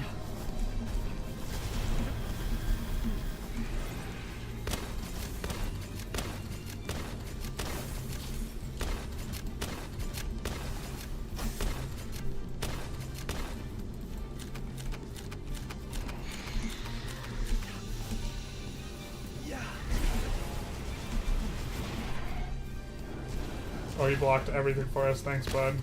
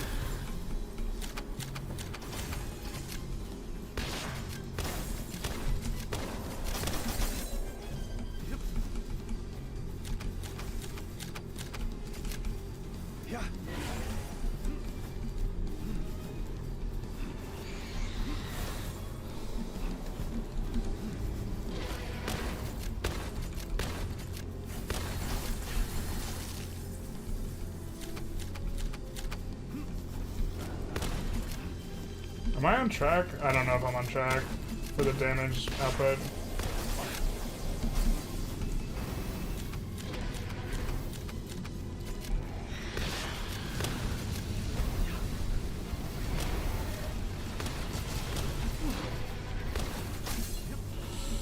Gotta be a little bit careful. We do still have Lightning Heal here.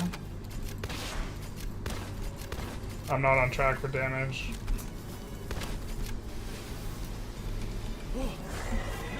Can switch things up a little bit.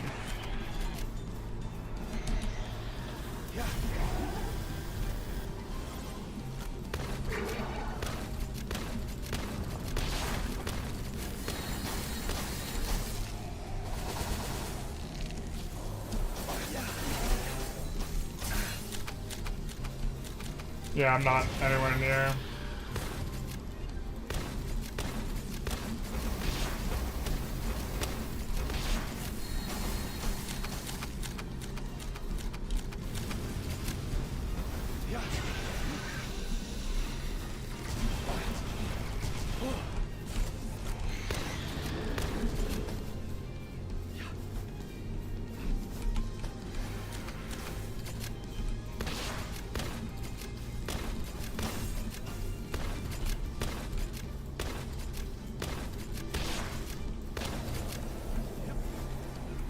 I don't want to. I mean, maybe. No, I don't have enough ammo to like keep this pace up. Yeah. Right? Is there a way to end the boss fight early other than just dying?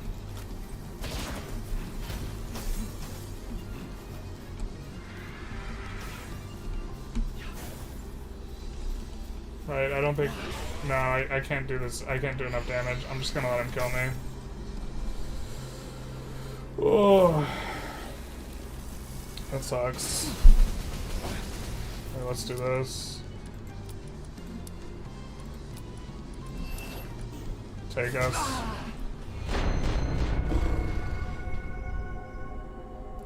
Alright, so, but maybe that's good. So we'll have to try and figure out next episode how we're gonna get enough damage to be able to do that.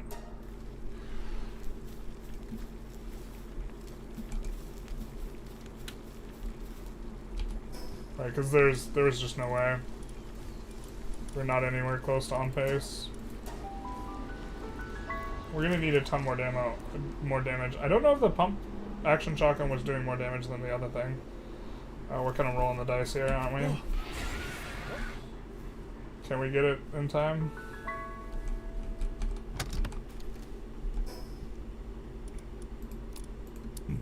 Oh, we could use damage pendants. We could use 2 damage pendants, maybe? That seems reasonable.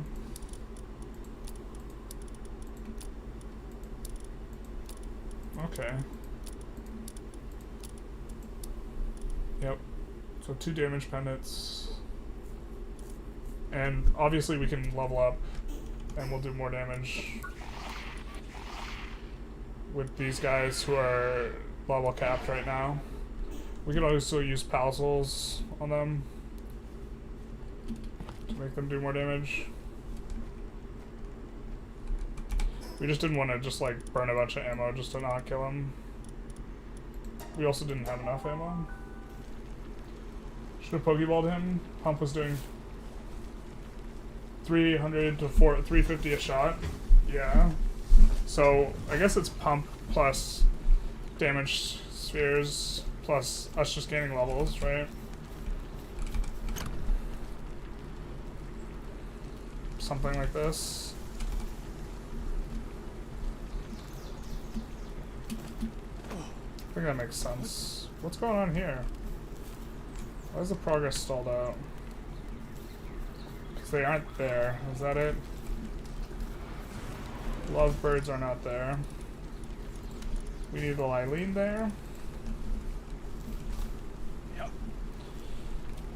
Although I think we could also be breeding like a Frost Stallion to do a ton of damage, or Jet Dragon to do a ton of damage. Like I think Suzaku's the other one. Where is the Suzaku at? Also probably just need to like rebuild the space so that the thing isn't like so wild. You're watering, bro? Interesting.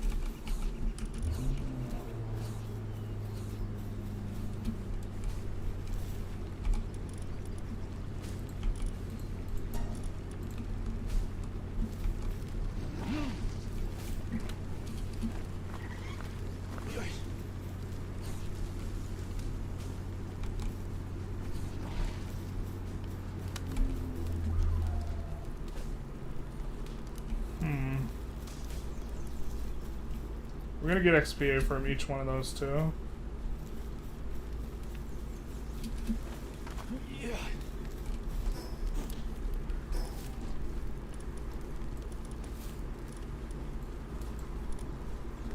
Each one of those being the eggs. That's pretty fun, but you're gonna go to bed. Alright, good night, Anti-Master. I think I'm in the same boat. I think we're gonna wrap this up. That was fun. So I guess next episode is gonna be Palladius, Necrius, and Tower, hopefully. But we have to make sure we have enough damage. So really gonna be leaning on the pump, and I think we're gonna need like 500 ammo on this, and a few other things. I think we might just try and grind out level 50, to be honest, as well. We get the Jet Dragon saddles from that. We get, yeah, I think that's gonna be kind of the way we do it.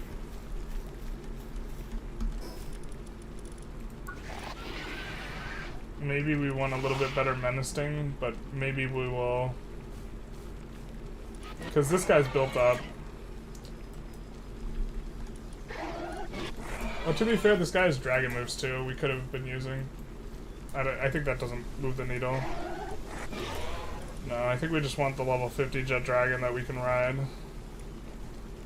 Maybe we catch a second jet dragon and we start breeding them together. Maybe that's actually the play. It was such a pain catching the first one, though. I think at the very least we're leveling to 50. Maybe we're supposed to catch another Frost Stallion to make catching another Jet Dragon easier. It never ends. Except we're pretty close. Alright, guys. I think we're going to wrap it up, though. Everyone have a good one. Bye-bye now.